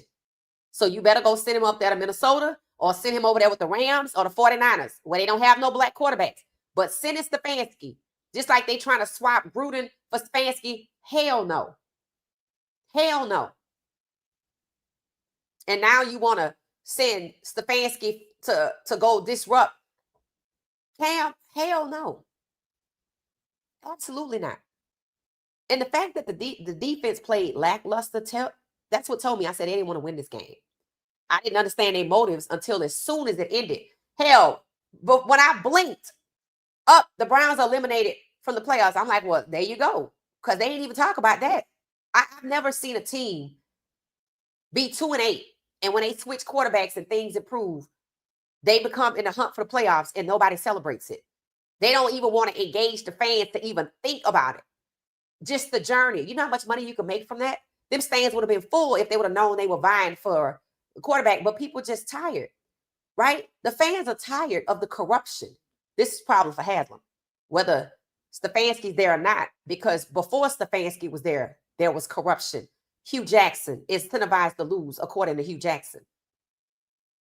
Deshaun Kaiser, another person drafted who I think they intentionally wanted to fail because they let him go 0-15. And he was their franchise QB at number 2 overall. At the second round. And I said it. You don't get your franchise QB out the second round. So, see, they wanted him to fail. They wanted Deshaun to come over there and fail. I feel like that was quid pro quo. Now, I want Shedeur to fail, but he got 10 million people with it. So, y'all forcing me to course correct. Let's see if they truly course correct or like the corporate messaging and imagery this week. It was just performative. And I'm going to let Stefanski continue to abuse Shedeur and sabotage him, the game, his career, his reputation as a quarterback. Let's see. It said, yep, that's it, Jam. It said Kevin ain't fired for the same reason John Harbaugh hasn't been fired yet. They are doing servant leader work, like you said. You know what? A lot of people are starting to do what? Shout out to who said that? Shout out to you, spiritual. A lot of people see, because the Ravens played yesterday, and I believe they got cheated. I don't know, but people not happy. They talking about the ending was heartbreaking because Isaiah likely scored a touchdown, which was pivotal, could have helped them win or something or move into overtime, and they called it back. So Shedeur got cheated, and this is where we headed with this. I want you to see the funnel, the vacuum that's starting to happen. Two trains running down the track, one Shedeur, one Lamar. They will meet. And that's when people going to realize you doing this to multiple black quarterbacks, and you doing this to all black quarterbacks. So this is not about Coach Prime. See, that's the next frontier. This is about black quarterbacks. And you know those open lawsuits that are out there? They're going to get validated again. And another one could pop up. I don't know. But the point is, the truth is coming out regardless. Regardless. And they don't even see it coming. Hey, how you doing? How you doing? Aya, how you doing? It said, greetings. He has a personal relationship with God. It said wisdom from firsthand experience of trials and tribulations. Facts. Along with the personal growth is more than many understand. Yep, Galatians. And you know what? People say it. For Shedeur to be so young and to thrive through this, to wait well, like he talked about, being comfortable while you're uncomfortable, this comes with a lot of age. This don't just happen at this young age. And now you can see why God was pulling Shedeur close when he said he was growing in his faith. Now you see why. Now you see why. If this is what God wants Shedeur to be, he gonna be here. And like Bucky's song say, they all gonna fall down. Starting with Stefanski. And has him holding on to Stefanski for dear life. If the unexpected happens, he gonna go down too. Before that damn stadium open. It said, Haslam wants Shedeur to be the starter, and Stefanski is responsible for developing him. Here's the thing. You can't say with all of that corporate imagery that Shedeur is the guy, because that's what I told you, that poster stay on the wall. The poster on the wall lets the people in the building know who it is. That's the man. Who it is, that's the leader. Shedeur. But you can't roll out the red carpet for Coach Prime, and you can't say that Shedeur is the leader and let Kevin Stefanski throw the game. Now, what I will say is they could be giving him enough rope to hang himself so they can find an excuse, but there are plenty. There are plenty. There's a reason they haven't fired him, and I think it has more to do with where the bodies are buried, what his last name is, what he was asked to do, and how Haslam could get burned from the backlash, the internal backlash of firing Stefanski. For what? What's going to be the reason? I can't say I'm firing you because of what you did to Shedeur, because then I'm admitting liability. See, they got to work. They got to snake their way out of this thing. I'm making myself a liability because I didn't do nothing about it. And then I asked you to do it. And even if I didn't ask you to do it and I kind of knew you was going to do it, I let it happen. And I can't fire him because he's abusing Shedeur because I'm admitting liability. I got to snake my way out this thing. The best thing to do, a lawyer's probably going to say, one of their lawyers, the group of people you never see, just let him finish the end of the season and move on. Because if you fire him, and find him another job, by the way, and let them give him a 1-year contract and then offboard him easily. That's what they're going to have to do with Stefanski. They're going to have to let him think they elevate him to the next level. And when he get over there, away from this team, and the fire has cooled down and everybody happy and singing Kumbaya, it's going to be a problem over here. Maybe they're going to get a new GM. And then he going to get fired because the GM going to clean house. And they only clean the house to push out Stefanski and everybody else's collateral damage. That's the plan. That's the one they better use. Because anything else, it's going to be backlash. It's going to be backlash. So they got to figure out, because if you notice, they let him show it's his AZZ. Then a switch came in. And Stefanski think he's smarter than everybody. So he knew at some point I have to let Shedeur play his game. The defense knew at some point I got to let Myles Garrett play his game. Remember, the Stefanski is the whole head coach. So he controls the DC and the OC. And when they flipped that switch, Myles was able to do something. Shedeur was able to do something. So they were intentionally holding the team itself back because they wanted the Titans to win so the Browns can exit the playoffs, because this was supposed to be a losing year, and we're still on that path despite Shedeur, and we're not going to change it. Damn the fans. And they don't want that part to get out either. Because if I'm a fan and I'm looking at this, I'm like, if I want to support Shedeur, I'm going to buy some of his stuff. And I might watch him on TV. And yeah, I know they still going to get a check. But you know what? It make me feel better knowing I'm not contributing to who filling up that bowl over there. Because send a message. See, fans can send messages of disapproval. And leaving that stadium empty, it's okay if you want to watch it on TV. They're going to get paid either way. But you send a message and you leave that stadium empty, they're going to get that message. Because you see what happened when they waited until 30 minutes before kickoff.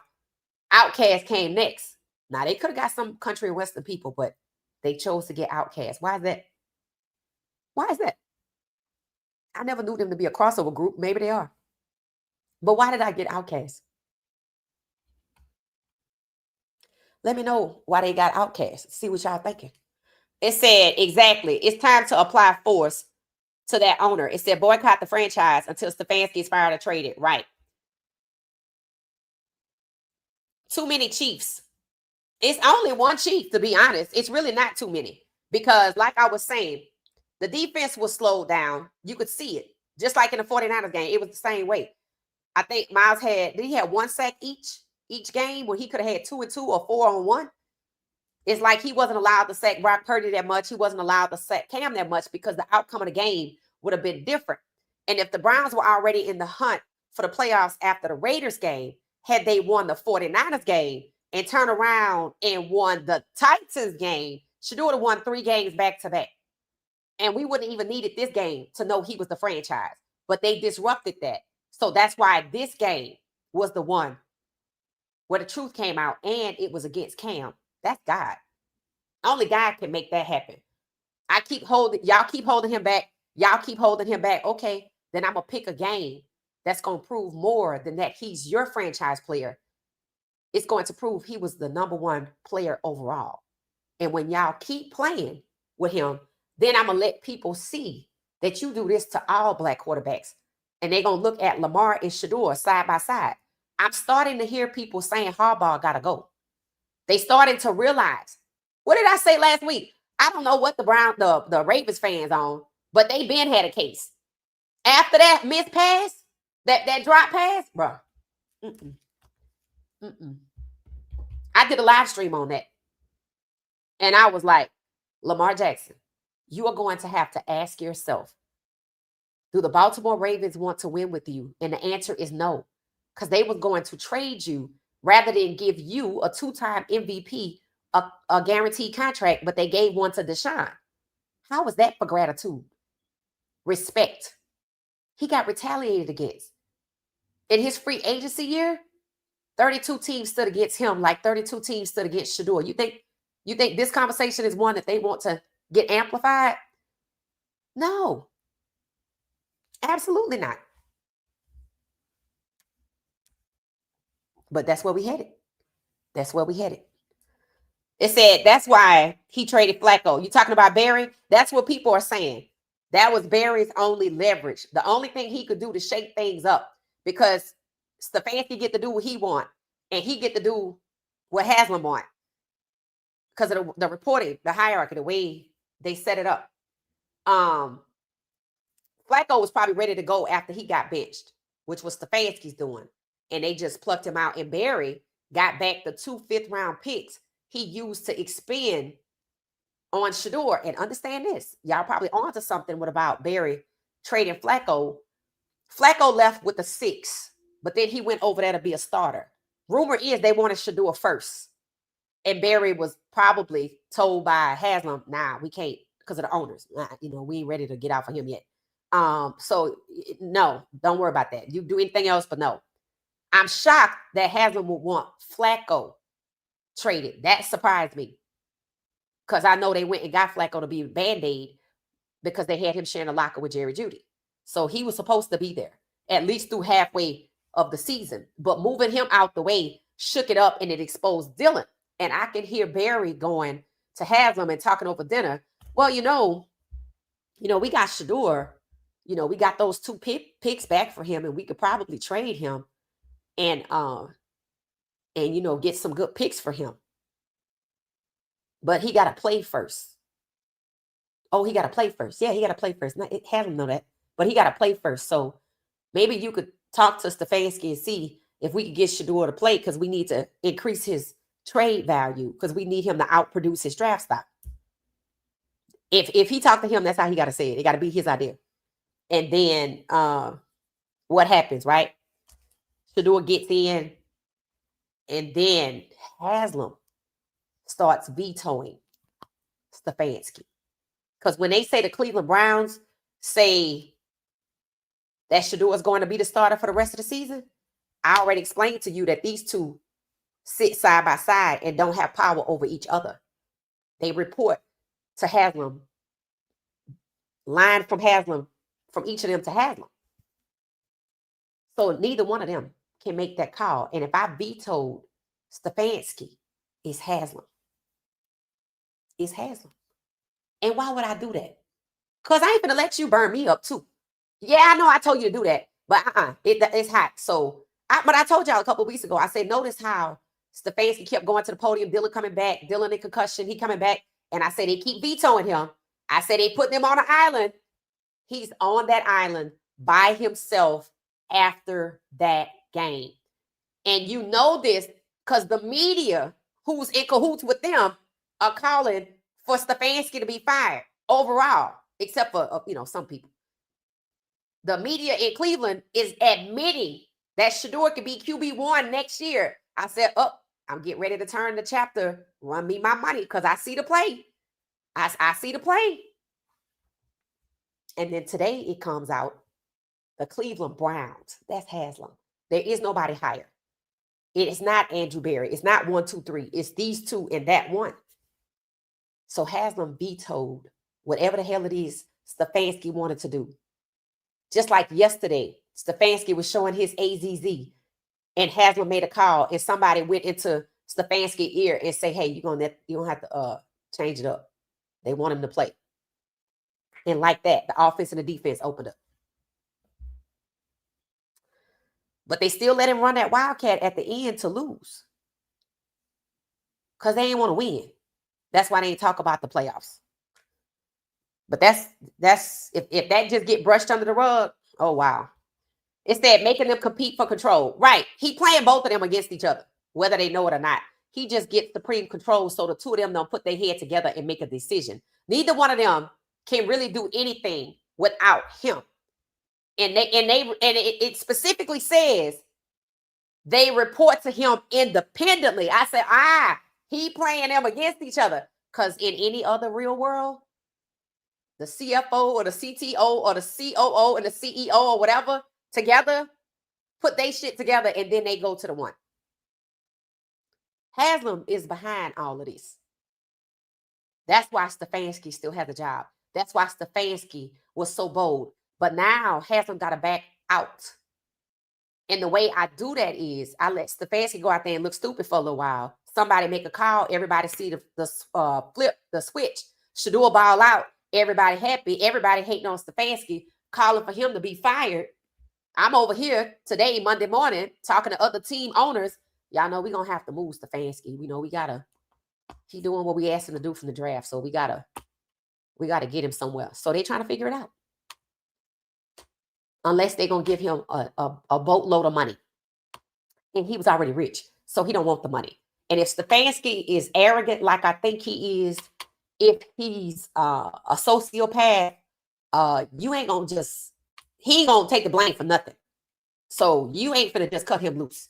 So believe me, today there are conversations being had on what to do with Stefanski to get him out of Cleveland with Haslam not being forced to sell the team. Understand that. It said, you want Shedeur traded? That's what you were saying?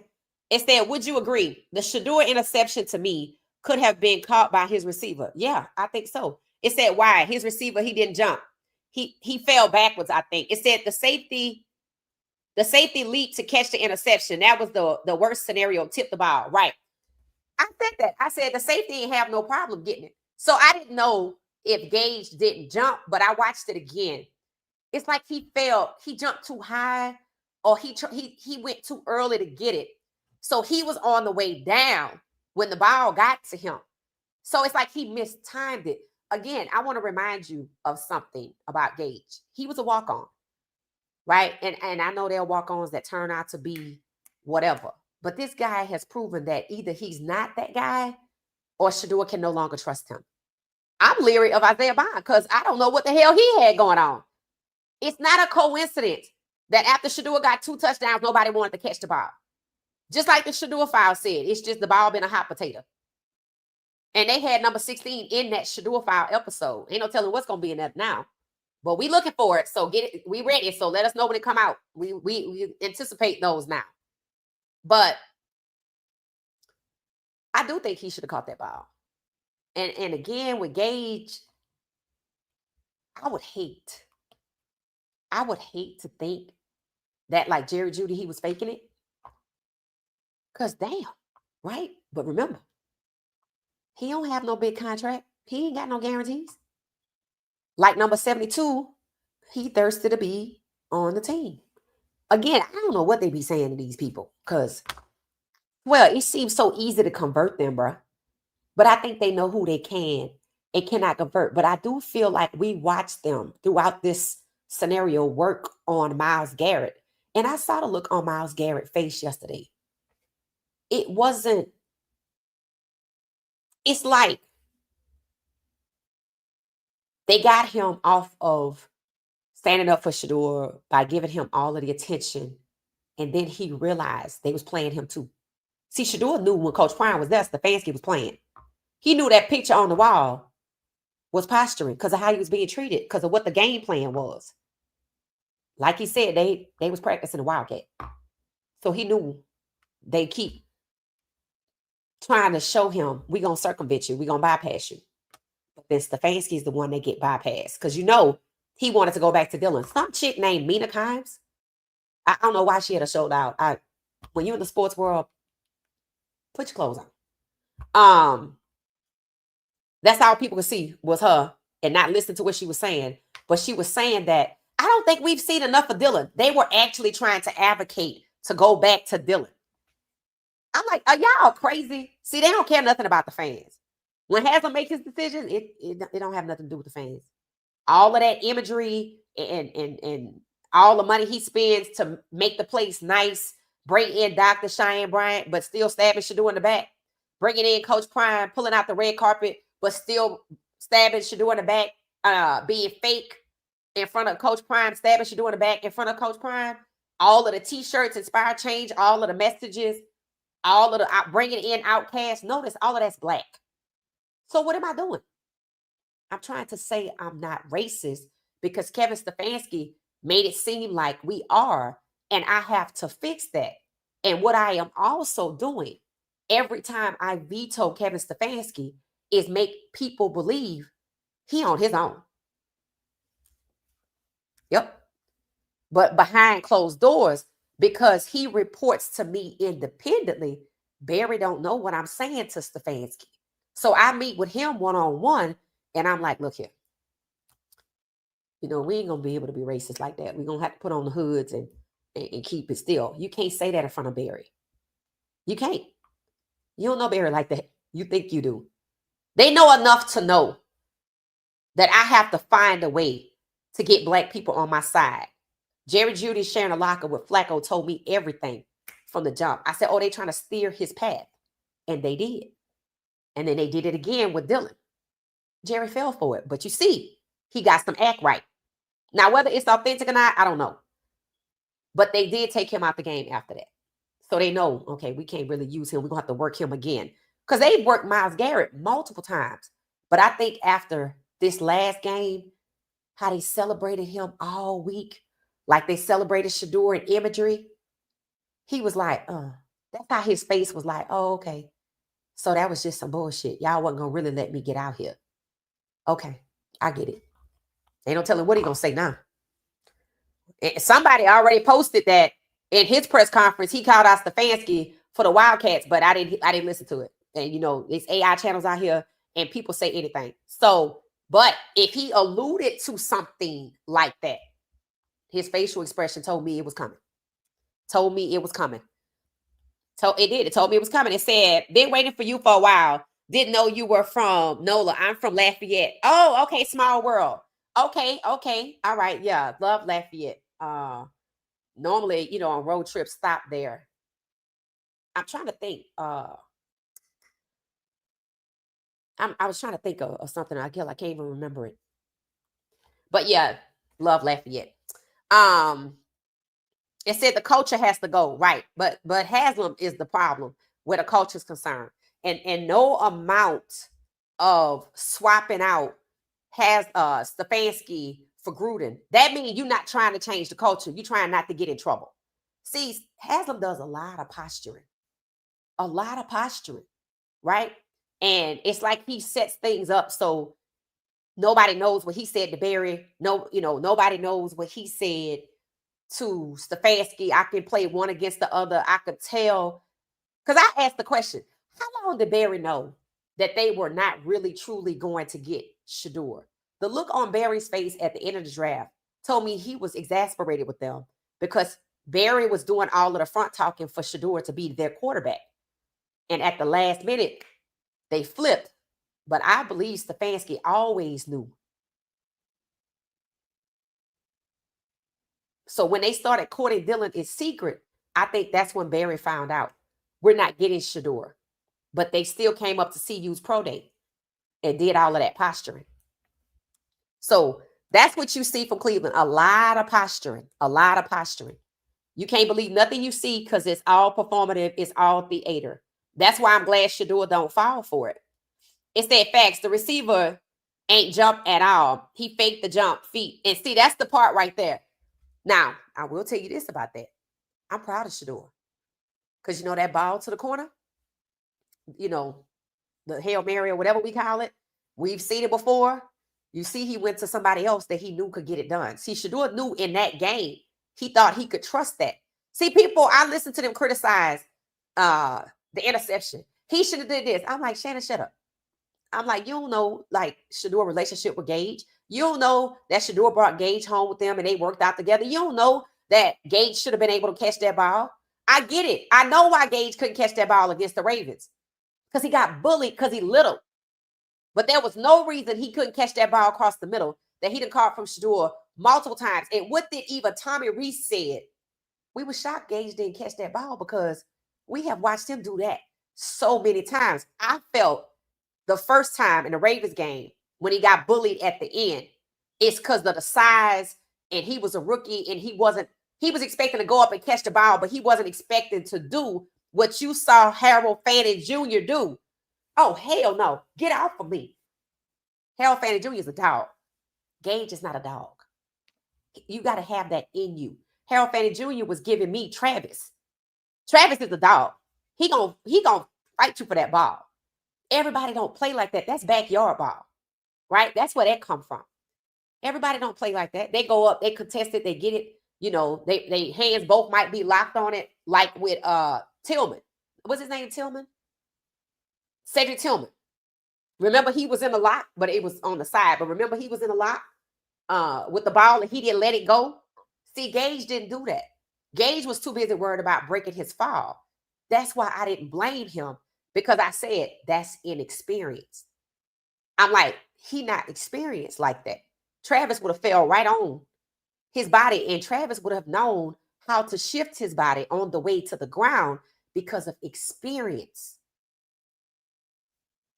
But you see Harold Fanning Jr., that's the guy. So the Bears, believe me, they're going to probably put him in triple coverage because they know, I mean, I got Jerry Jeudy. He hit a miss, but he might be good this week. So let's put him in double coverage. Isaiah Bond, he could have a lot of catches. And I thought he had hands. I really did. So between Gage and Bond, this game, it don't look good. And when Shedeur went to Harold Fanning Jr. on that same pass from Gage, that was a message. I got it from here.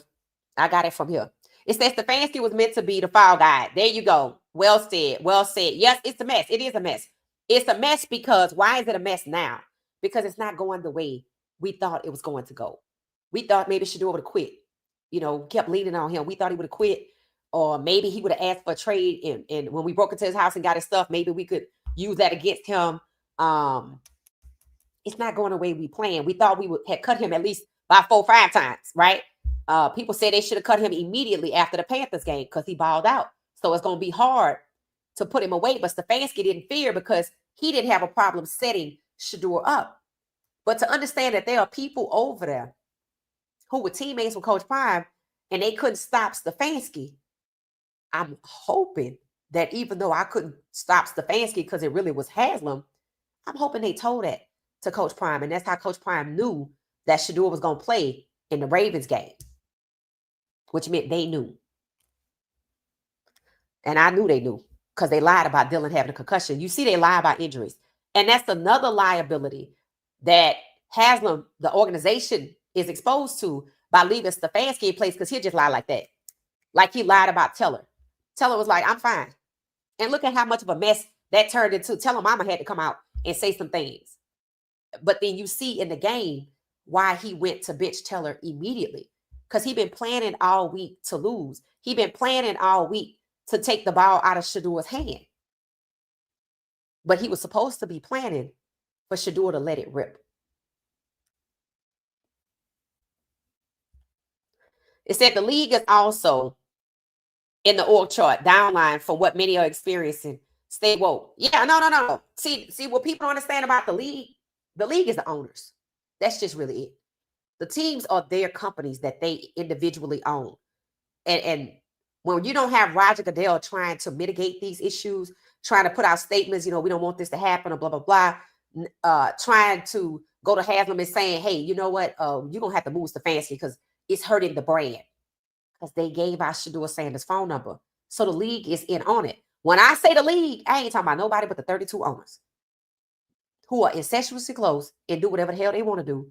And if you ask me, they got more power than Roger Goodell. He just a figurehead who got to deal with who was the first line of defense before you get to them. They are heavily insulated. They got teams that you can blame. They got players. They got coaches. They got GMs you can blame. They have Roger Goodell you can blame. You can blame the Players Association. You can blame the management council that's been around, they say, since 1970 that don't nobody know or ever see. You're going to blame everybody before you get to me. They took Shedeur off the board, the owners, and used the same language that the New York Giants did, that Shedeur was entitled. They immediately fired all the scouts. That's 1. Then now they have fired Daboll, who lied. That's 2. So if we decide to stop colluding against Shedeur because it's getting hot, we just going to blame the New York Giants, and then they're going to fire the GM. Look for it, because they're going to have to get up off Shedeur. They're going to have to. They're going to have to leave him alone because 10 million or possibly maybe we move it closer to 12 because he gained new support every damn time. Like every time. People are saying, oh, I'm a Ravens fan, but I'm with Shedeur. I saw somebody comment today, I'm a Steelers fan, but I care more about what's going on with Shedeur than I care about my own team. See, they ain't ready for that. They're not ready for the reality of that. They ain't got to that part yet. We're a little bit ahead of them. They haven't gotten to the part where other teams, fans, I ain't going because I don't like how you treat Shedeur. They're not ready. They're not ready for people to make the connection that the black quarterbacks are being cheated and hurt so they don't be QB1 because the NFL doesn't think they're worthy. The NFL already has a documented, ugly, abusive history against black quarterbacks. They're not ready for all that to come back. They're not ready. But I think it's going to come. And I think that's what's going to make them. See how Stefanski's hand is being forced and decisions are being made for him? It could get like that with the people at the top before it get to the owners. And the owners going to use other people and say it was them. People going to make decisions for them. How many times has 47 popped up? You know what he could actually do and could and probably still? I told you he had a friend that wanted a team. So I done popped up twice now. So you know I got some influence. Because every time I pop up twice, I pop up, some things shake. And it's true. So you know what I could do now, since I know I have leverage. My friend want a team. What team does he want? I'm going to need you to make that happen. And he could do it. Whether you think it's legal or not. And probably will. He have to say nothing publicly. That was a flex as to who has the power. Everything that happened behind closed doors that you don't even know about, it could have just been that, and you could have just thought, oh, they changed their mind. Just like last night. We don't know why the switch flipped. Could have been him again. Right? But if something happened, right? He don't have to be public with it. That's intentional. And what happened after the draft? They let him announce that the 2027 draft is going to be in where? Washington, D.C. So what else he going to get? Stay tuned. Stay tuned. It said, this is why you keep integrity at work. Right. Because people get leverage on you. And they could extort you or they could fire you. It's that Haslam needs to sell the team. He need to go. That's the conversation. And when that start getting loud, when that's now, we just made it. Or they just made it to fire Stefanski. Now we got these rest of these 4 games to play. Right? Ain't no point cheating, Shedeur. We out the playoffs. So, ain't no point because, you cheating everybody because you ain't want to go to the playoffs, and you let Stefanski abuse Shedeur. So that's multifaceted issues again. Let's see what happens. Let's see if them stupid Wildcats keep coming out or they going to let Shedeur go out there and play football. Because if they don't, they already know it's best at this moment that the Browns act like Stefanski is cray-cray and we got it from here. That's what they should do. That's the strategy. And just be like, look, send somebody to ask him, do he want to work over here? And get him over there. That's it. You ain't got no other. You don't have a whole lot of avenues you could go without Stefanski burning you. Remember, his dad was in the NBA. Everybody know his dad. So you got to be careful how you maneuver because, you had him as one of the lowest paid coaches. So you didn't get him to coach. You've been rebuilding since he been there. And that's scamming. You have to be careful on how you move. Stefanski took off of his headset after Deshaun got hurt. And the insurance company paid Deshaun's salary. You have to be careful on how you back out of this situation with Stefanski. And going to Gruden is not the answer. It's that exactly. Kevin doesn't mind being the ball guy at all. He doesn't. He takes pleasure in it. That's what people need to understand. That's why he was a perfect one. You don't have to pay him a lot of money. One of the lowest paid coaches.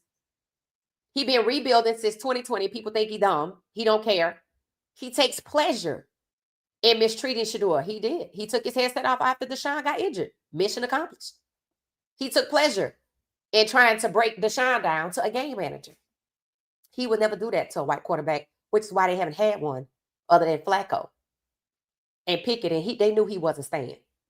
They knew he wasn't staying.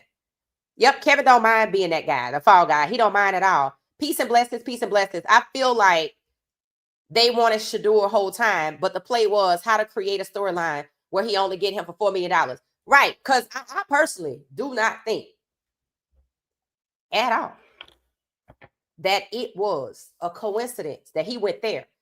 But the reason why Adam Schefter let us know publicly that we didn't need to know that the Ravens called him and that I don't know how Philly get in the mix other than whose twin brother works there, right? Same strategic position, got some decision-making ability, and they trade a lot with them. So when that happened, I knew they put that out there to make Shedeur seem difficult as if he dug his own grave to go to Cleveland. But I also knew Shedeur had evidence, which is why I think they broke into his house. I also knew Shedeur had evidence because they had pre-draft with him extensively. Now people are pulling out the receipts of who all was involved with this extensive pre-draft process, including a friend of Coach Prime's. And they didn't just meet with Shedeur. They met with Coach Prime. So when I tell you Coach Prime know where the bodies are buried, and they didn't even offer him a suite. But after the Raiders owner did, then Coach Prime got the red carpet in Cleveland. And now Stefanski, did y'all hear what Coach Prime's response was with the Wildcat at the end? He said, wow. And they just praised God.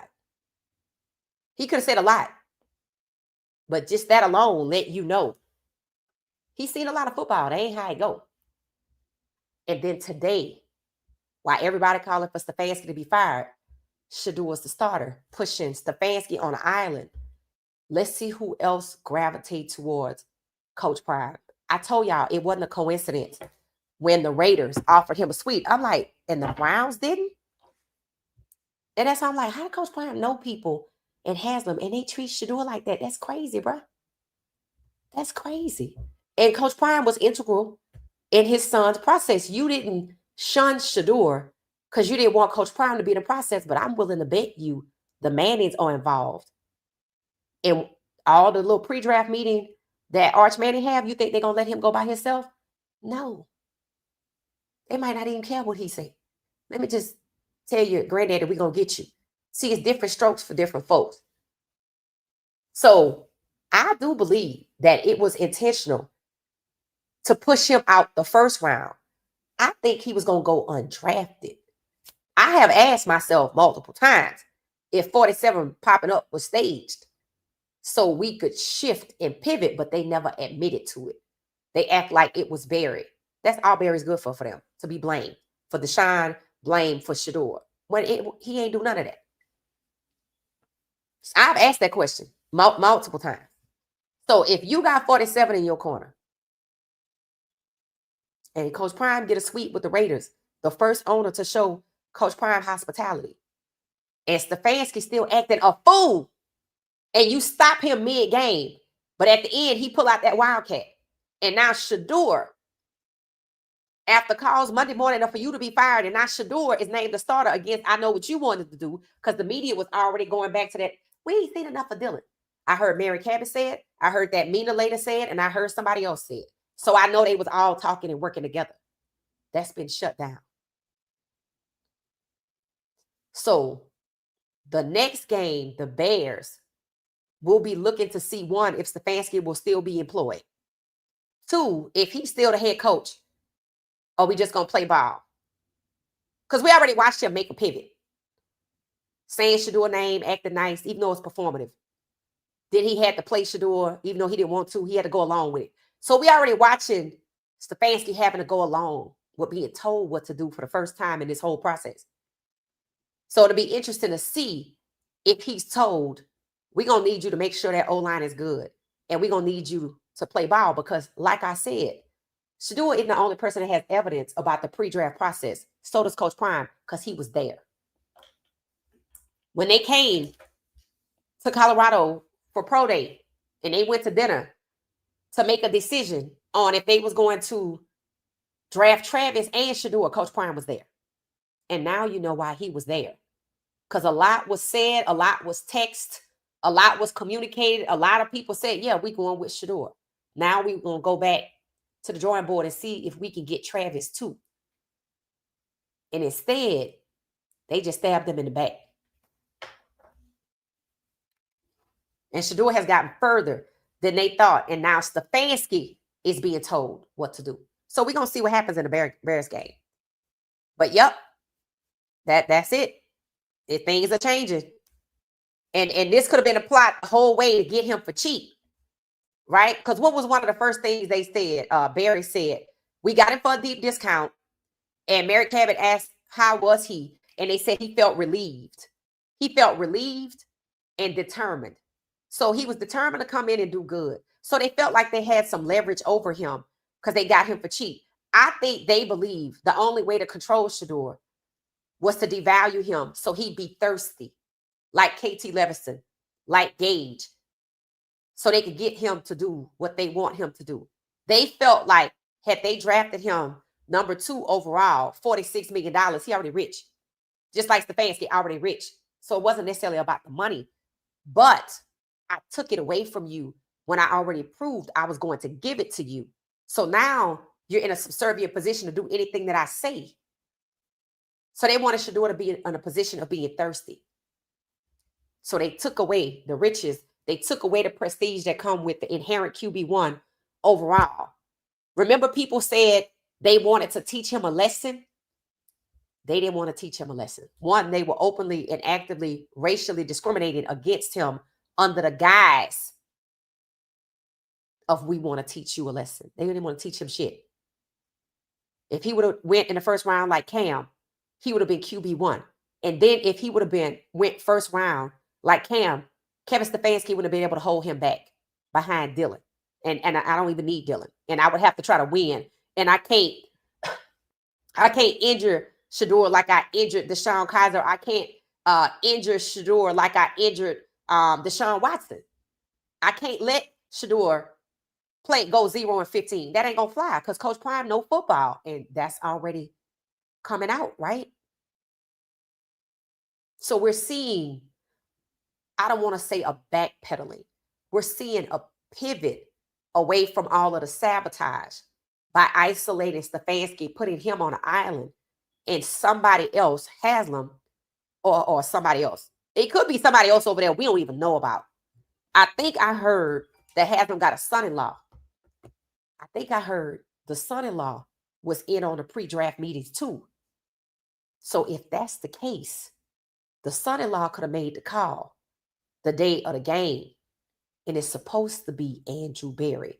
So there's a third person that you never see.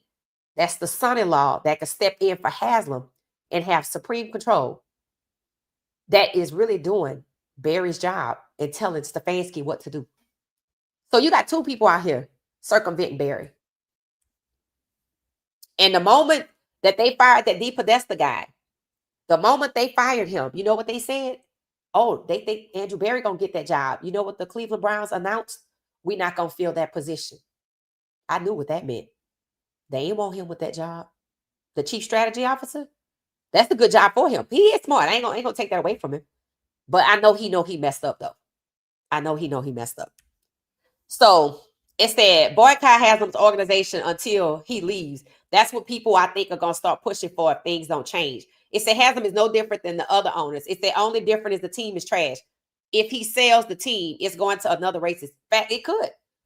Unless. Now, see, have you noticed that a lot of the limited partners that you know about are Black? Have you noticed that? I wonder where that came from. I always was curious to know when they started the whole limited partnership. Like in Atlanta, they got all these Black celebrities.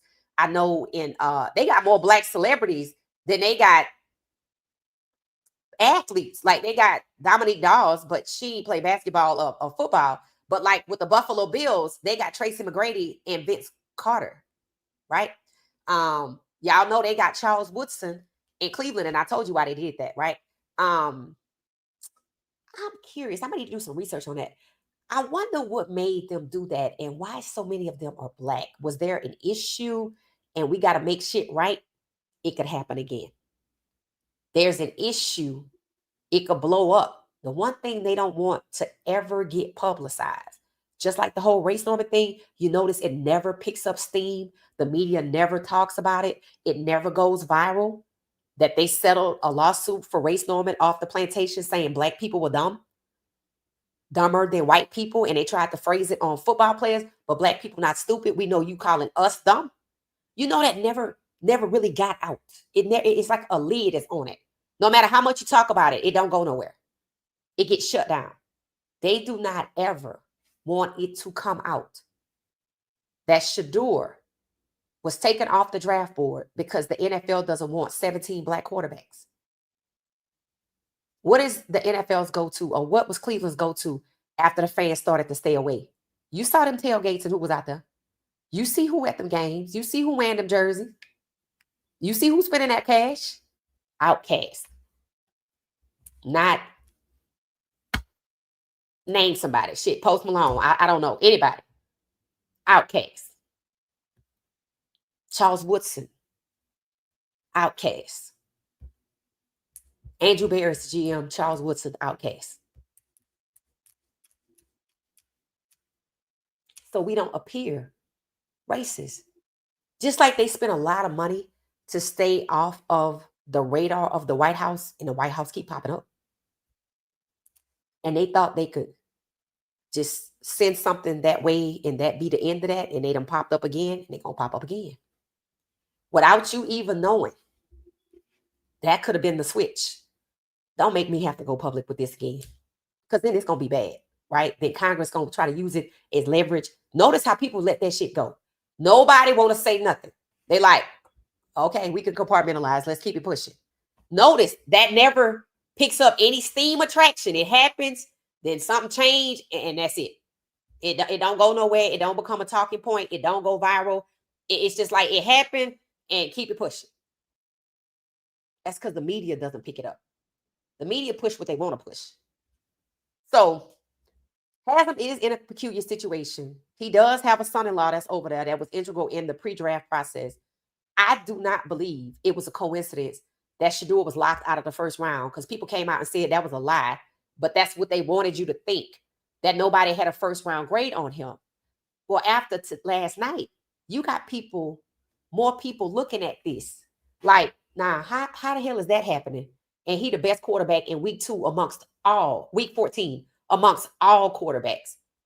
So see, behind the scenes is a lot of people that are paid to make sure the NFL doesn't get in trouble. And 47 keep popping up.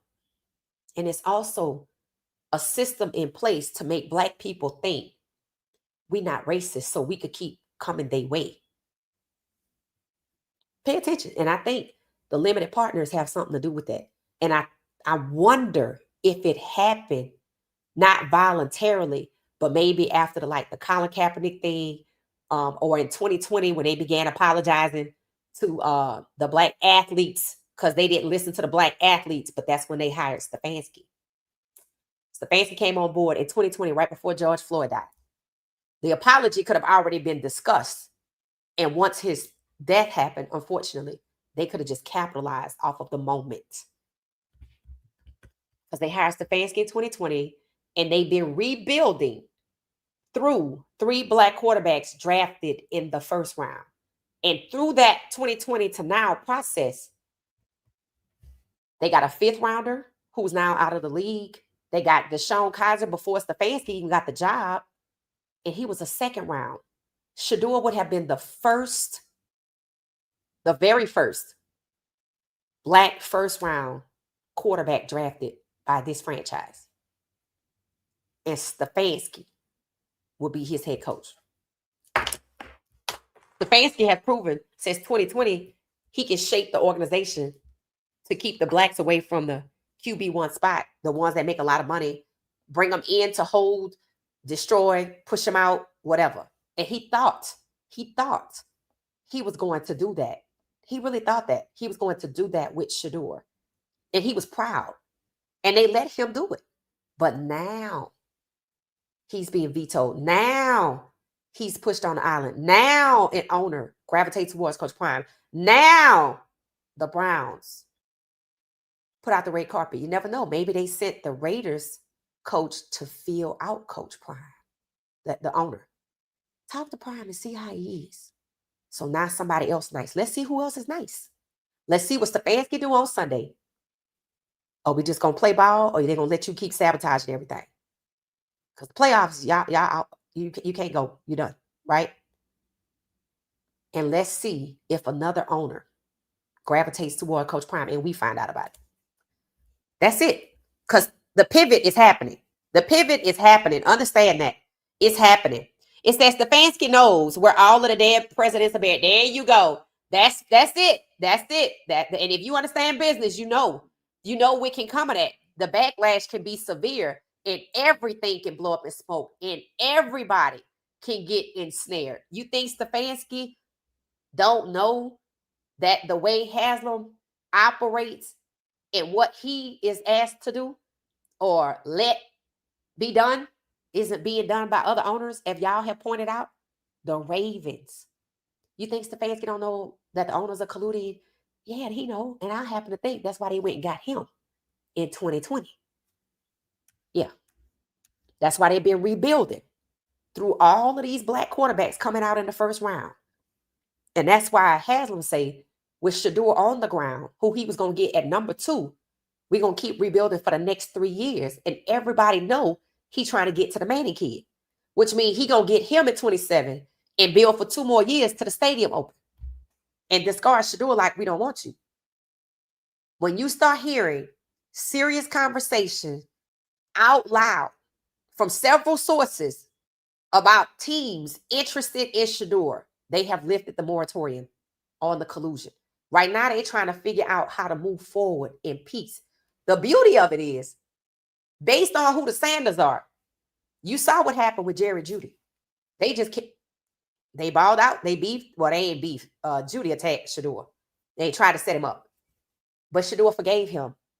And they moved on and scored together, and we all is well. We all is well. If they can get that, then they'll let it go. But they have to know they're going to get that forgiveness. And Coach Prime accepting the sweet offer from the one owner and coming to the organization and smiling and talking with Stefanski and only responding, wow, let's thank God afterwards. And Shedeur's responses in the press conference, of course, I want the ball all the time, but that's not how football works. It lets them know, not that they pushovers. I think we're going to be good. So stay tuned. And when I say Shedeur going to transcend this situation, that's how it's going to get done. Is Stefanski going to have another job, and he probably going to get booted out after that. It said, no, some teams do have more progressive owners. That's true. Some teams do have more progressive owners. And that is why but understand why they have more progressive owners. 32 teams stood against Lamar, and they have progressive owners, and 32 teams stood against Shedeur. Okay, understand that. Yes, there are more progressive owners. But when I tell you an agent has reported that the owners are incestuously close and they do everything together, buy their yachts together, vacation together, that is how 32 owners let a 2-time MVP just sit there and nobody needs him. And that is how 32 owners let Shedeur Sanders' son just sit there. See, Lamar Jackson, daddy didn't have nothing to do with the league. So I can do him any kind of way. But it takes a special kind of fool to collude against one of the most famous icons out here in Coach Prime, scapegoat him, kick Shedeur out the league, and try to harm and ruin Shedeur's reputation and destroy his mental fortitude. It takes a special kind of fool to do that. Understand that. They know who they was playing with, and they ain't care. And understand, Coach Prime know these people.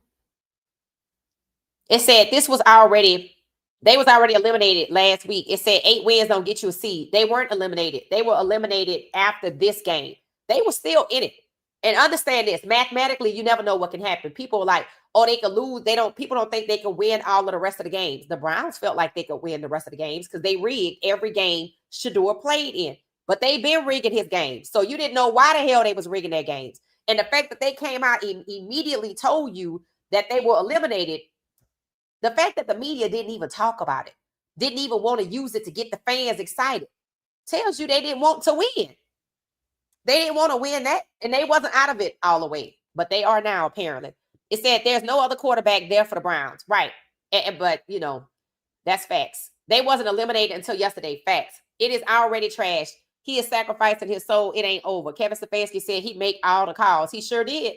He sure did. And people were like, I thought you said Tommy Reese was making the calls. So they said he's covering for Tommy Reese. I find that very interesting. You know why? Because Kevin Stefanski turned from his headset last year, right after Deshaun got injured, after they let him get sacked 33 times through 7 games, when they were 2-8, whatever it was, or 2-6 or whatever. Same record, basically. And they fired Ken Dorsey. So Kevin Stefanski is taken up for Tommy Reese. I want you to know, all the coaches that work over there, Stefanski handpicked them, right? You know that, right? So he taken up for him because he likely hired Tommy Reese. Lying about Dylan being a supercomputer, just nasty work. He should have got fired based off of that. 3 wins plus 5 weeks is 8 wins max. It said Kevin is a trash coach and he knows it. That's why he doesn't mind being the foul guy. He's no different than the trash walk-on and online guards that will do anything for a spot on the roster. That's a very good perspective. That's a very, very good perspective. That's actually true. Kevin Stefanski is thirsty because, you know, he want to be seen and valued and 2 Coach of the Year awards. And I don't even know why they gave that to him. It's obvious he ain't that. But they wanted to give him credibility. So clearly he wants to have this control. He wants to have this position of power, this position of prestige, right? Because a lot of people, and I think people are starting to change how they feel about the NFL based on what happened with Shedeur. Now, mind you, what happened with Shedeur is what happened to Lamar, but it was on a different scale, right? Once it happened in the draft, Coach Prime interviewed Lamar after he encouraged him. And I think Coach Prime asked him, how does he feel? He said, I'm just happy to be a Raven, and walked off the stage and was happy. He didn't care about nothing else. And that's been his attitude the whole way through. I just want to play ball. And that's why they keep cheating him, because they know he want to play ball. And that's why I say you got to be careful on how you answer. Because if you let them know what you want, that's what they're going to use as leverage. So when Deshaun asked for a trade, after they traded away his Travis Hunter and DeAndre Hopkins, who's a dog, by the way, when he asked for that trade, they was ready. They already knew what was going on, and they knew it wasn't just him, but they tried to make it fit. Just like they did in the draft with Shedeur. They knew what was going on. They knew the truth, but they tried to come up with a story to make it fit. So don't, and I told y'all, we talked about Coach Prime walking in there looking like $1 million, getting out of a Rolls Royce.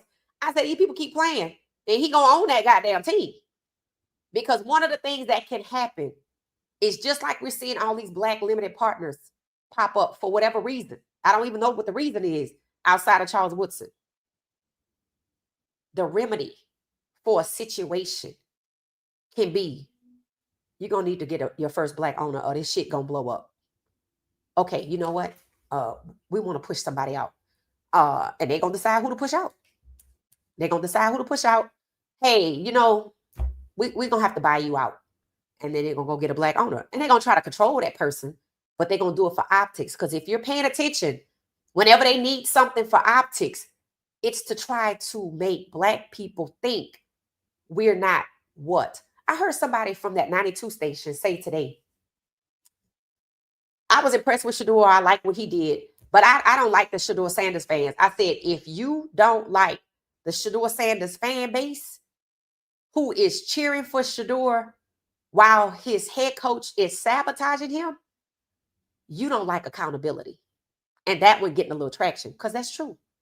And that's what I'm noticing, how not only have these people not been asking Stefanski the truth because they don't want to go against the Browns, because they still want to have a relationship and access to the interviews. They also don't want to be held accountable for the racism, because many of them are racist. The only way you can keep something that's 120-year-old overwhelmingly racist in your thumb on Black people is if you put people around you who are like-minded. I said it. Shedeur, Shiloh, and Coach Prime, they too good for this. They not them kind of people. They not like that. They not evil like that. They good people.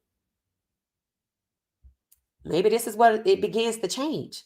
Because understand this, there is evidence that they pre-draft with Shedeur. It is documented when they cut bait. It is documented also that the NFL will do this at times to dissuade teams from being interested in a person that they want to get.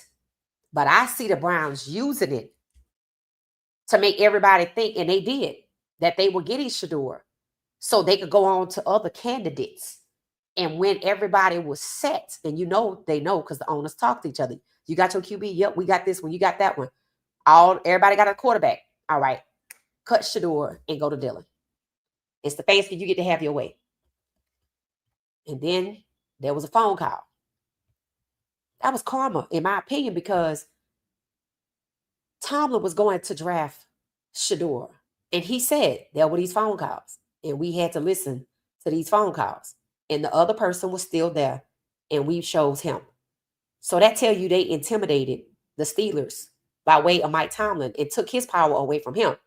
So 47 came through. It took their power away from them. And it's still happening. And he likes leverage. So stay tuned. Stay tuned. It's that there was definitely some destiny swapping going on between Dylan Gabriel and Shedeur Sanders, but not anymore. Destiny swapping, that's what you call it. It says Stefanski knows that he's in control. It said that's why he operates the way he does. He knows that he has control of what is put out on the football field. Facts. And he's responsible for the players. Let's see if that still holds into the next game. His secret sauce. KT Levingston, the third string, instead of Cornelius Lucas, the second string. Let's see if that changes.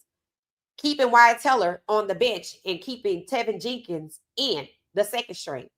Finding a way to keep Ethan Posick off the field with his leg injury for the third game in a row. And I go with the lesser skilled, lesser talented center who there was a missed snap. Remember the missed snap that happened? Something happened with the snap. Why? Because he's the replacement. Then I get Joel Bitonio, who's hit or miss intentionally, who out here saying things and people like, you know, listen to him say good things about Shedeur. Then people say he criticizes Shedeur. Again, he already showed his strike, so it don't matter. And then the dude Cam on the end, he doing what Bitonio doing. Bitonio's the leader. So they following the leader. Let's see if that secret sauce, Stefanski's secret sauce, weakening the O-line, is still there. Then we got receivers like Gage, who they know can't get it done, but I'm going to keep him out there. When Shedeur said out loud, there are other hungry dogs. Now, with Shedeur being the quarterback, just like you saw with Strepo on the field for Miami with Cam, Shedeur should have that motion, especially after the way he balled out. But if they still colluding against him, and Kevin Stefanski has supreme control, and he's still colluding against Shedeur, then Stefanski going to keep Gage out there. He going to keep Isaiah Bond out there because he can't catch a ball to save his life. But every now and then, he going to keep Corley got injured, and Joku's knee was injured. Jerry probably going to be out there. Hopefully he catch the ball. So he going to keep the same people that failed this week. I'm going to move them to next week. So let's see. Let's see. I mean, at some point, people got to know when to quit, right? So we're going to have to wait and see if they quit. Instead, just trade him if you don't want him to be successful because he does want to win. Facts. Like I said, there should be teams. You should be hearing conversation. This so-and-so interested in Shedeur. So-and-so wants Shedeur. You don't hear that. What you hear is they're trying to downplay the achievement. They want to talk about the interception. They want to talk about Tyler Shaw's 144 yards. That's the media. It said, this is not how Stefanski thought it was going to go. Facts. He thought they'd be talking about how Shedeur lost another game. Facts, which he would have, and then sat down Shedeur. He would have sat down Shedeur, but he wrong. And guess what? He wanted to go back to Dylan. See, they said this was a must-win game for Stefanski. Grossi said that before the game. You see, he still got a job. Stefanski thought when they lost, because he set it up to lose, just the personnel decisions alone on the O-line told you he wasn't trying to win. I could see that from a mile away. And so could other people. So now, if he's allowed to keep that same O-line, just like he had it, and they would hit or miss for Shedeur, and he still could get off 393 yards and 4 touchdowns, what am I going to do to hold him back? And will I be allowed to? So one, if they allow him to hold Shedeur back, what is he going to do to keep the ball out of his hands? How can you go back to the Wildcat after people call for you to be fired Monday morning after the Sunday? So he going to have to do something different if they don't call the dogs off. And that's what we got to wait and see what the conversations sound like this week. See, Stefanski immediately made the move to bench Wyatt Teller after the last game, which meant he was planning all week to lose. Just as they were hyping up Shedeur with the imagery, as they were hyping up Myles Garrett, they were planning to hold him back as well, and did. And that's on both sides of the ball because the DC and the OC report to Stefanski. So Stefanski is responsible for the light touch on the defense against the 49ers. He's responsible for fixing the games, the light touch against the Titans, who lost 11 times before. who defense was out here celebrating like they was going to the Super Bowl. I'm like, Shedeur got 4 touchdowns on y'all. What y'all doing? Stefanski's responsible for all of that, fixing the games. Let's see what happened. Don't be surprised, baby, if they go get some people who have some power. I don't know. Maybe Stefanski just suddenly catch a case, get investigated, and damn, we didn't know it was gonna go like that. We didn't know you was doing all that. Shit, Shedeur got robbed. You never know. You never know. You just never know about these things. Hey, how you doing? How you doing? It said they were upset about Shedeur's father, his agent, was his agent, and that didn't play well in the NFL. They ain't care about that because Cam Ward didn't have no agent. Cam Ward didn't have an agent. He went first. They didn't care about that. They just needed something to say. Stefanski need to be fired immediately. Let's see what happens. Let's see what happens. It said cream always rises to the top. Shout out Macho Man Randy Savage. Okay, that's who said that. Randy Savage. Okay. It said, what's this Dylan girlfriend have to say? Somebody, I don't know, but somebody said she the reason that the owner or whoever, somebody, benched Dylan permanently because Stefanski was trying to go back to Dylan. So now she gonna think, oh, they making her think. See, you shut up. They making her think that she the problem. I think that's what they doing. I don't know. But now that's between Dylan. What he gonna do? He better go find somebody else that respect his employer.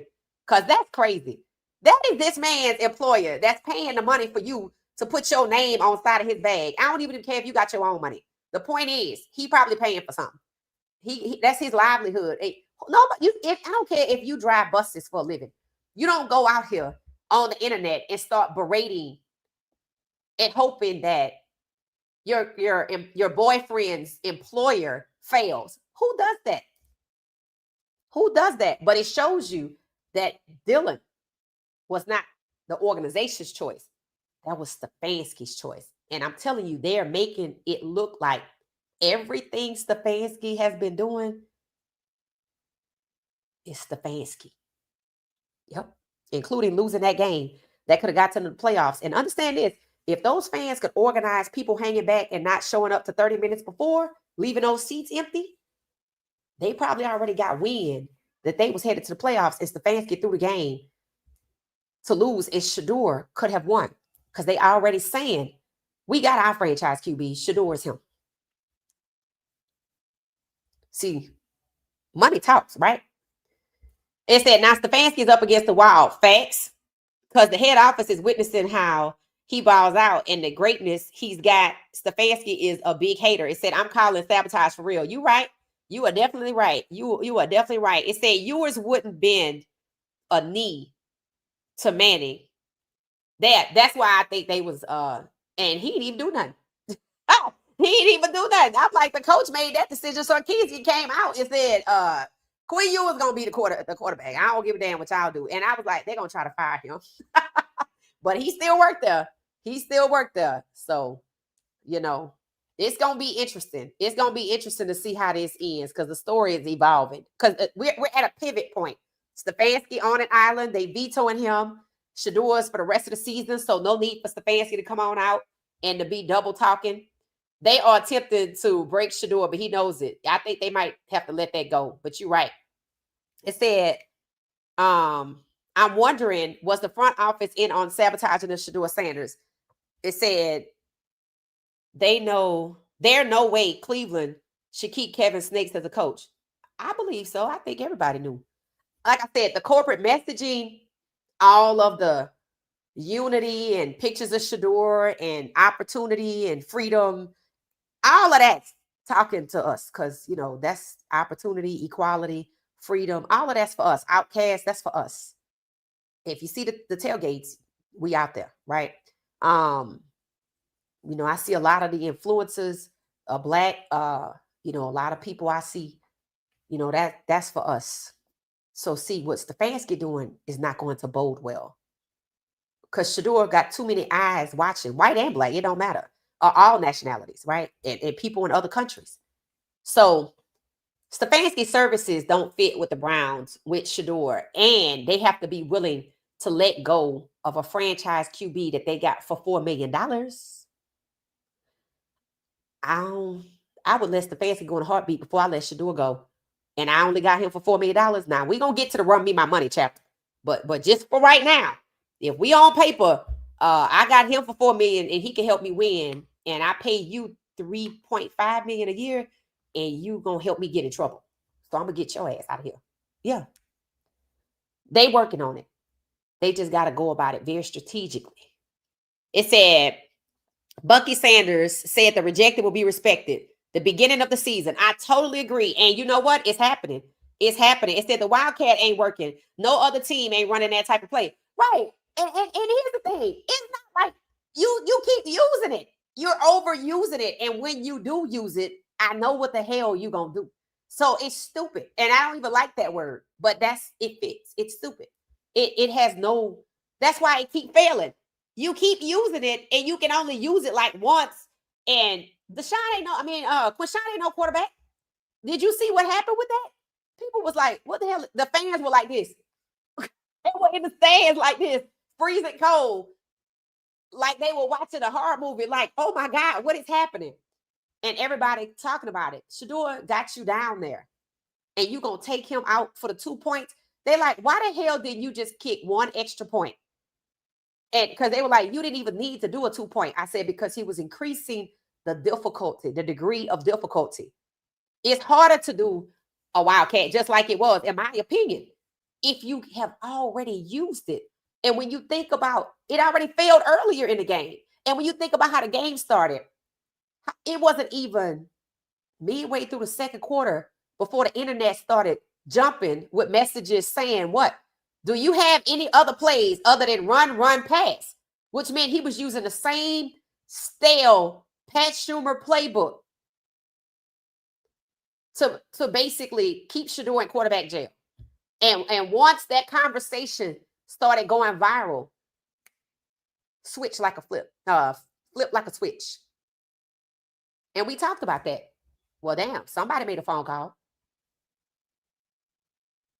But he still went back to that Wildcat at the end because he crazy. He crazy. He crazy. Musgrave played for the 49ers with Coach Prime. Okay, all right. It said Coach Prime has no friends. I don't know. He might get a few back depending on what he knows. Because he know. See, just like Stefanski know where the bodies are buried, so does Coach Prime. And he know about 2 different cemeteries, right? Why? Because he played in the league, unlike Stefanski. And look what happened to his family. Him, his son, and Shiloh. Don't be surprised if Shiloh pop up on somebody's team. I'm looking for the next owner to gravitate towards Coach Prime. A lot of this stuff we're not going to see. We'll see it eventually, but not as it happens. And then if Shiloh. Otherwise, they just using Coach Prime as a photo op, but we're going to see.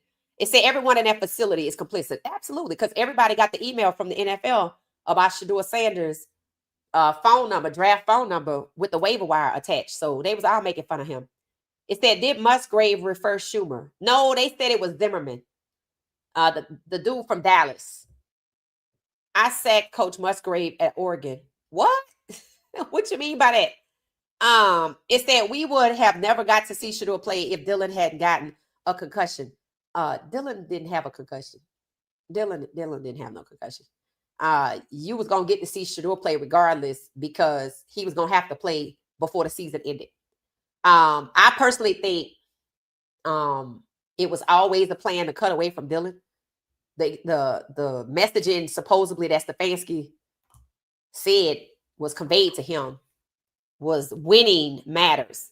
Winning is the goal. I'm like, you just lost to the 49ers and the Titans. So you don't care about winning. But that's supposedly why he was forced to make the switch to Shedeur. But they lost 2 games in a row. So if winning matters, what are we doing? Look for this as an opportunity to devalue Shedeur Sanders' trade value. They need to run Shedeur his bag. He's been robbed, right? And nobody wants to have that conversation.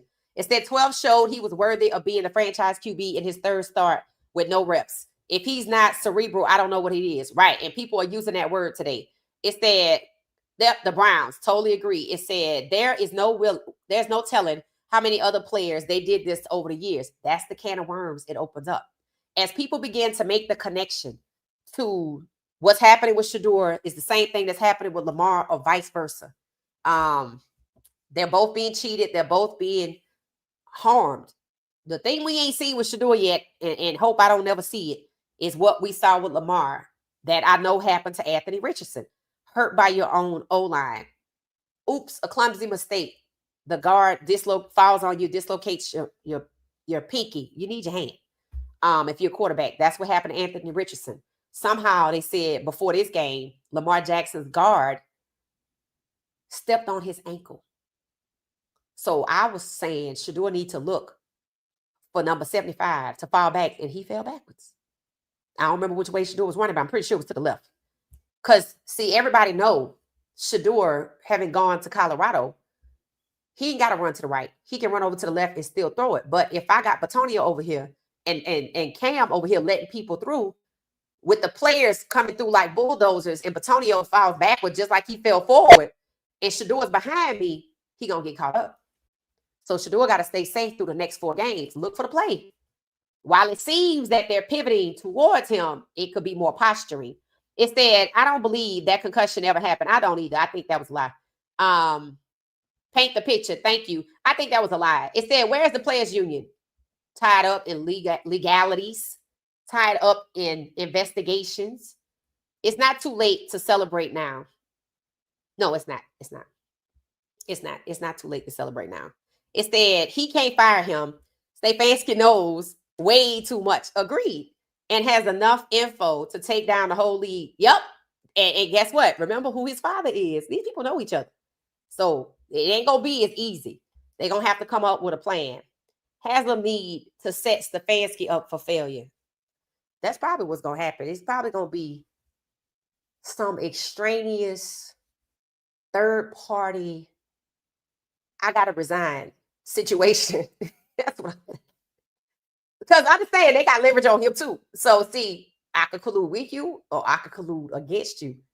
But this game is going to tell you what it is, because it seems that they're pivoting, right?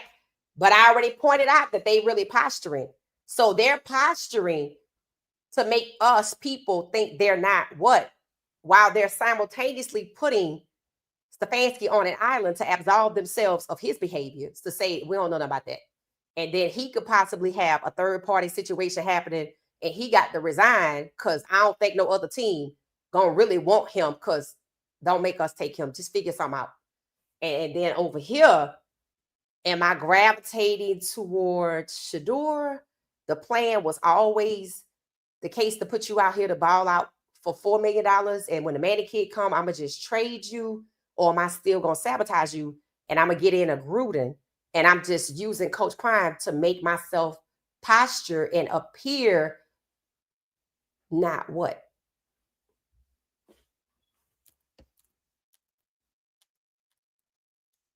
Stay tuned. This game will tell you everything you need to know.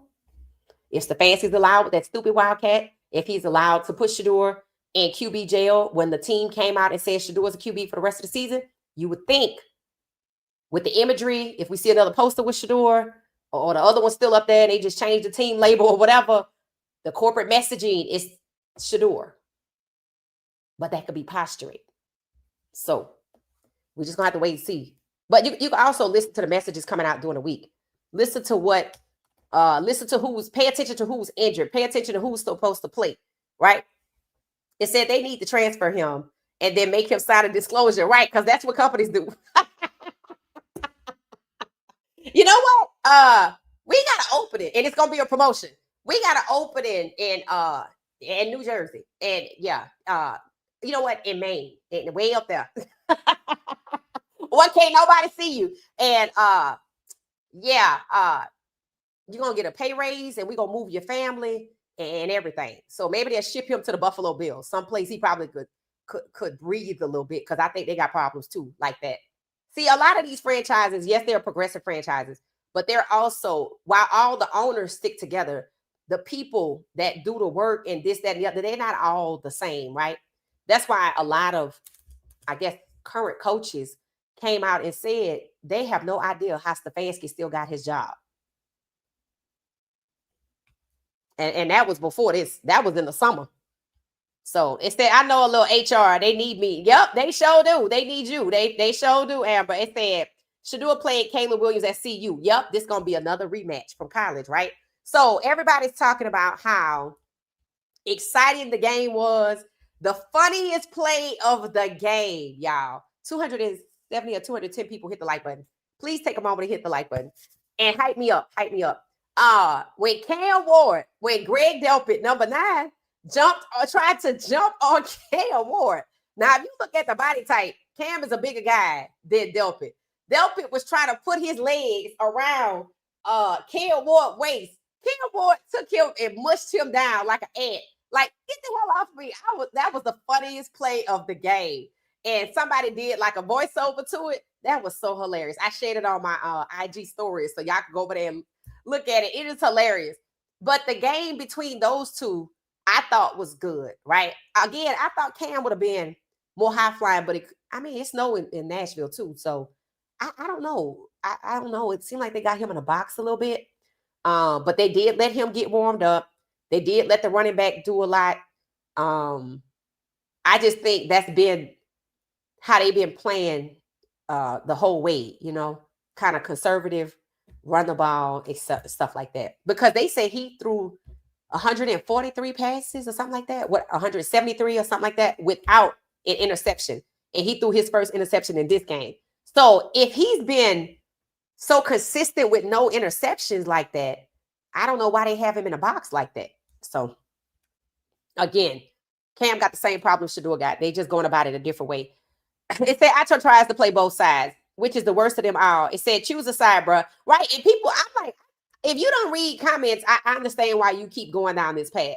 But if you read his comments today, when he talking about Shedeur this and Shedeur, I'm like, Acho, like these people, they calling him out. You know why? Because when he was on the facility, see, he sold out. He was going at Bucky. I reported on that. He was going at Bucky, asking Bucky if Jackson Dart was going to be the number 2 overall. And that was going viral on Threads. I'm like, what the hell is he asking Bucky about that for? Because they knew when Chase Daniels said, Jackson Dart, I think he going to sneak into the first round. They knew. And you could go back and find that if it's still out there. And you could go back and find it and look at the date. And that tells you how long they knew they was going to push what they did to Shedeur. That's what that episode is useful for, the date, a reference date. So facts. It said, based on the Turf Wars book, the NFL Players Association seemed pretty gutted, right? Like I said, yep. It said, your channel is a living legacy. There ain't many female sports content out there in this phenomenal platform. It said, a ton of knowledge. Reverend Brandon, a.k.a. Mama Tia, salute you. Thank you so much. I appreciate that. Thank you. Thank you for the kind words. It said, yup, exactly. And what's Stefanski's future look like with the Browns if Stefanski stays? Will they trade away Shedeur? This is our nasty work. It is. And it could be like the Tennessee Titans. But I don't know. See, the difference between Shedeur and Vince Young, the way they were raised, I could see that. No disrespect to Vince Young. Seemed like a nice kid. He didn't have no problems at UT. He's still with the same woman he married, the woman he was with at UT. They won the championship. He went home and him and his girlfriend celebrated. He didn't go out with the players because he wasn't that type of person. The problem is, we read live. We did a episode. You should go watch it with Vince Young. He's on the thumbnail. We read from the Players Tribute how he wrote about his story and how he grew up, and it was gory, right? And without a lot of guidance, whereas Shedeur, total opposite. So Vince Young, they kind of could say, well, you a problem, even though I know that they pushed him out because they felt like he could sue because he could have, and he didn't. And he went back to Texas and he got a restaurant there. I said, it says a lot that he wasn't problematic at Texas. He ain't been problematic since he been back there. He was only problematic when y'all were discriminated against him. That's why they pushed him out. Once they had to fire Jeff Fisher, they felt like they had to get rid of, and I'm sure they were advised to get rid of Vince Young. But see, Shedeur's situation is different, right? No acting out, no issues. Vince Young just didn't know how to deal with that. He probably didn't even know what he was going through. And I blame them for that because they bring these young men in, what buttons to push. And it's true. And they tried it with Shedeur and it didn't work. It didn't work.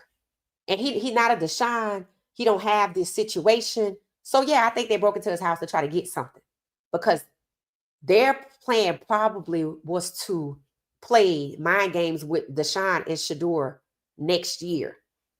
No need to get rid of neither one of them. I can lose with both of y'all by disrupting what you got going on. I can ruin both of your careers until the Manning kid come out of school, and Deshaun will be a free agent, free to go, and nobody will probably pick him up. And Shedeur, I'll make people think you trash. Pay attention to these next 4 games. Because people are like, oh, I need to see a little more. I said, if you need to see any more from Shedeur, you do not want to see Shedeur. So nothing else to see here. Shedeur's franchise.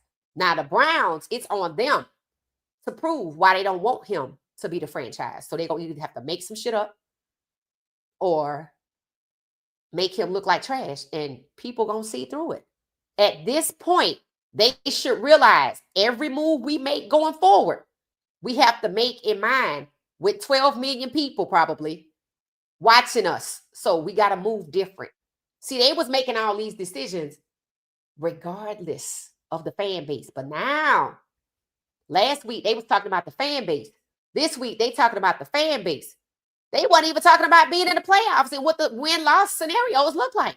They was too busy worried about the fan base, holding them accountable.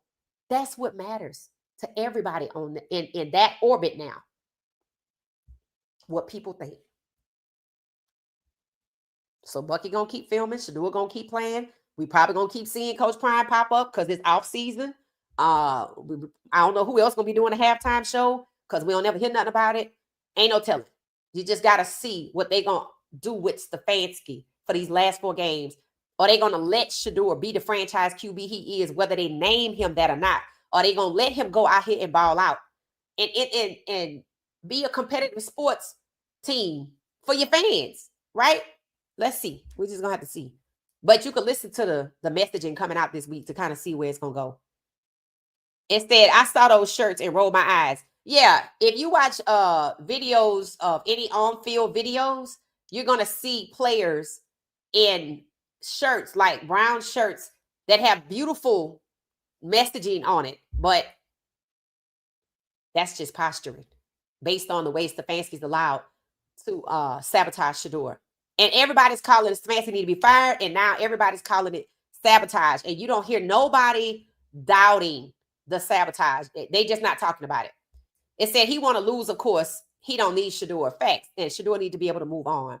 And Shiloh got railroaded too. I totally agree. They're trying to rob both of them out of the future of the NFL.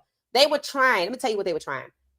They were trying to bring in the Manning kid this year, but he didn't play so well in the beginning. So they kind of possibly maybe have to abandon that because supposedly he ain't coming out to 2027. So their goal, knowing when the 2020, see, they are a year or 2 ahead of you.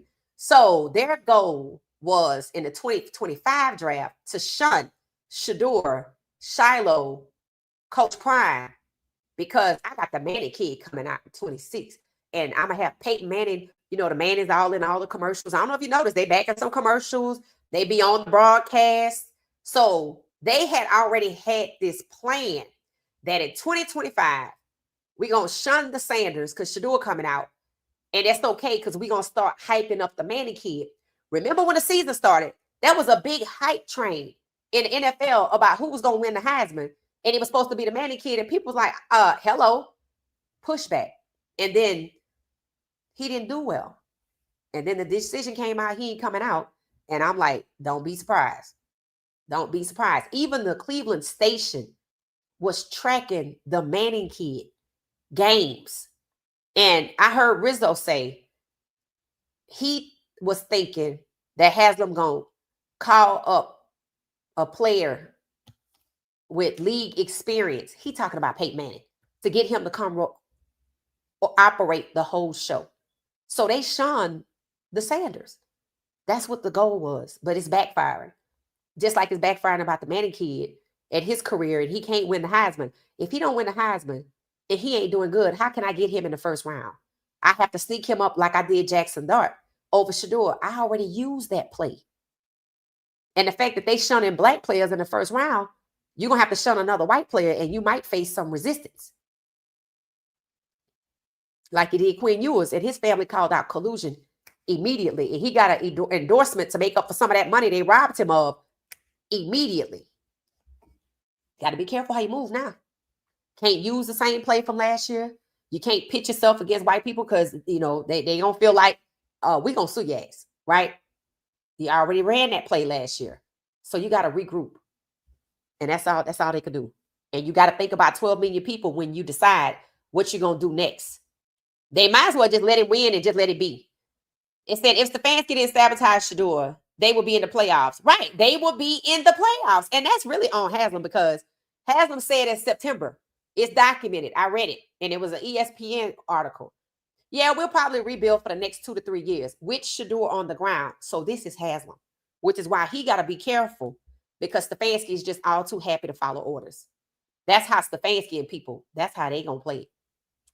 Understand, Stefanski's father was in the NBA. They know what to do. And guess what? Stefanski people, they heavily connected to the media. Yep. It said all they got to do is put him on some stiff paperwork. It said, can he get that rookie of the week? We're going to have to see. I'm going to have to look. When do they normally give that out? That would be nice, though. That would be nice, but let's see. There's no team too tough for Shedeur. He was reading defenses when he was younger. It said he studies each team as they come and works his magic. Facts. And people love that pass to, who was it? Harold Fannin Jr. He threw him open. And then it was somebody on the sideline, Harold Fannin Jr. He threw him open. And I said it yesterday. I said, oh, that's his dog. And I heard somebody else say it. They're like, that's Shedeur dog. I'm like, you can see it. You can see it. And he tried with Gage. You know, we see Shedeur, right? We saw that at CU. Will Shepherd was having a little, you know, minute kind of settling in. And he stayed with it and Will got it, right? But Gage, Shedeur moved on.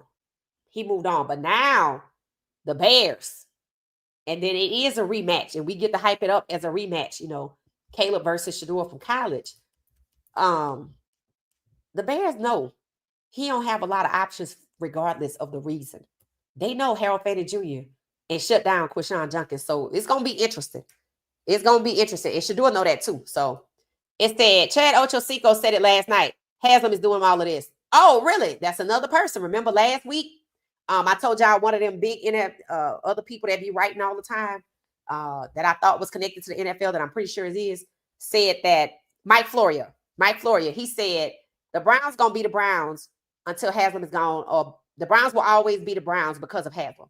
So that's why I said slowly but surely it's at his hair now. He just don't know he on fire.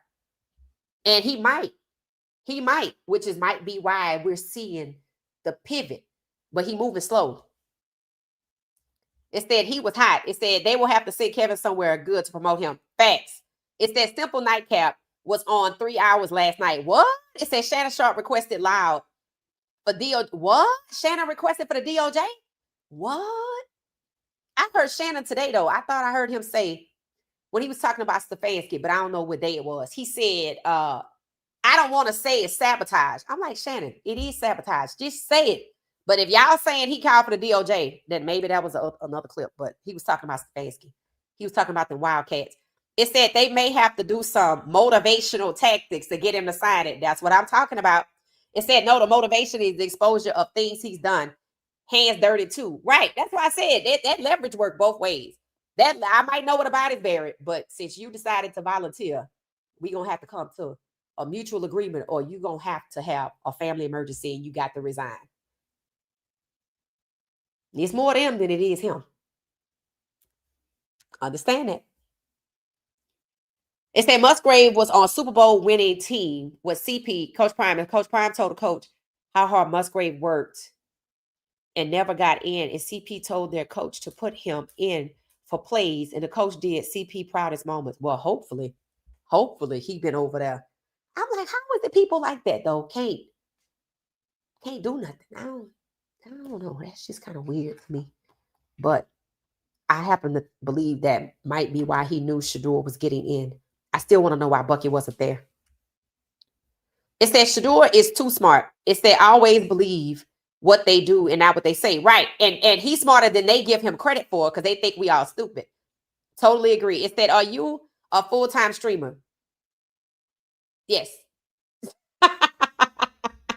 Yes.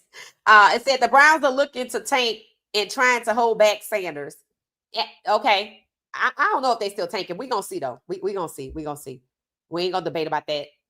It says podcasters still hate to say sabotage. It's ridiculous, right? I'm like Shannon. You so upset about this, but you say, well, I don't want to say it's sabotage. That's what the hell it is. Speak the truth. And here's the thing: if more of them had been speaking the truth more often, this situation would have moved along a lot faster. We've been saying Stefanski been sabotaging Shedeur since spring, but you didn't want to listen. So that's why things are bad. That's why a lot of podcasters, smaller podcasters have a lot of credibility. That's why a lot of people listen, whether they let you know they listen or not. Hey, how you doing, Jane? How you doing? How you doing? It said the owner Haslam hugged Coach Sanders last night. What? Where you saw that at? Coach Prime equipped for lies and the sagas. Where did you see that? And was it AI or was it real? Let me know. I think that's why the storyline is where he will get a job next. Yep, I think that too. It said Kevin Stefanski doing the front office bidding. They not gonna fire him. They're gonna have to do something, because one thing about it, they haven't fired him yet, but that pressure is getting hot in here. It's getting hot, bro. It's getting hot. And I'm seeing people gravitate towards Coach Prime more. So it said yes, but we knew that 2 years ago Shedeur was him. Yes, we did. And people called it out in the draft when they did him dirty. They sure did. It said no more Wildcat. It doesn't work.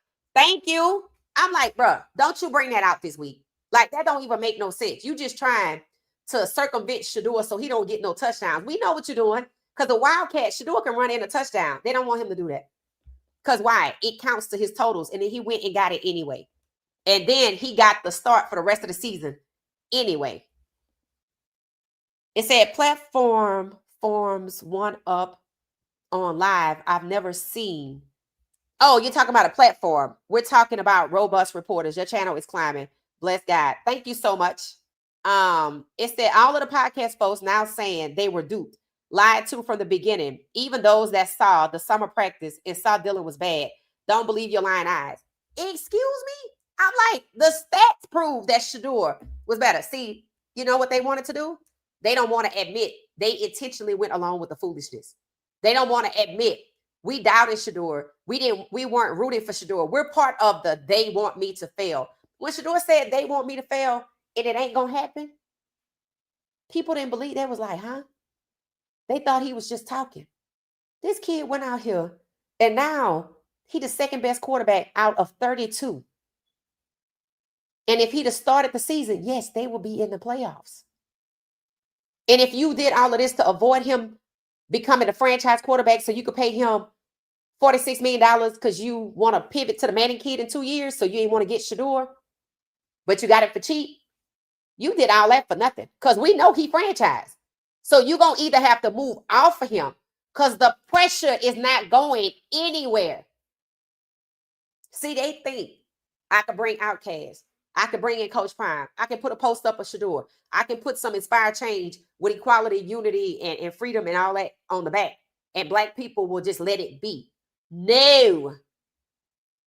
No. Hell no. Absolutely not. Which is why today they start off their Monday morning. I like what Shedeur did, but I don't like his fan base. That's because you don't like accountability. Do the laws need to come over your house to see what the hell you got going on? So that's how you know we're doing the right thing. So keep doing it. Keep doing it. It said, so, that's just what it is, guys. All right, we're getting ready to wrap up and get out of here. We'll be back. We'll be back tonight at 10:35. I'm going to have to see what's happening between then and there. 216 or 76 of us or whatever. Hit the like button for me. We'll be back at 10:35. So we know it's getting hot in here. I'm just going to do a quick summary. We know it's getting hot in here. We see some pivoting happening, but we also see some posturing happening, while we're also seeing Stefanski elevated and put over to the side. Like, let me get you the hell out of here. Now that we understand the structure, the parallel structure of independent reporting by Barry and Stefanski to Haslam, we know Barry don't have no power. We know Stefanski brought in Dylan. But now we see the Browns, whether that's the son-in-law or Haslam directly, vetoing Kevin Stefanski at a time that they seem to be pivoting and or posturing towards Shedeur. 4 games left. So stay tuned. We'll probably go live for the Bears game. I personally want to see that game. I think, despite the beginning of Shedeur being set up, this game was exciting between Shedeur and Cam like we wanted it to be. I hope the Browns game, the Bears game is the same way. I'm a big fan of Simone Biles and her husband played for the Browns. Then there's the Bears, and then there's Caleb Williams, and Shedeur. So another exciting matchup. And then the Bears are in position for the playoffs, I believe. So a lot at stake for the Bears, but Shedeur's a dog. Like I said, Shedeur is the number 2 quarterback with only Dak in the front, not Caleb. So we got to figure some things out. We'll get into that later on in the week. Look for the pivoting, look for the posturing, look for the isolation of Stefanski, and we're going to have to wait and see what they do in the game in terms of the Wildcat, the sabotage, or are they going to let him play ball? All right, see y'all tonight at 10:35 p.m. Eastern Standard Time. I appreciate all the love and support. See y'all later. Have a good one, everybody.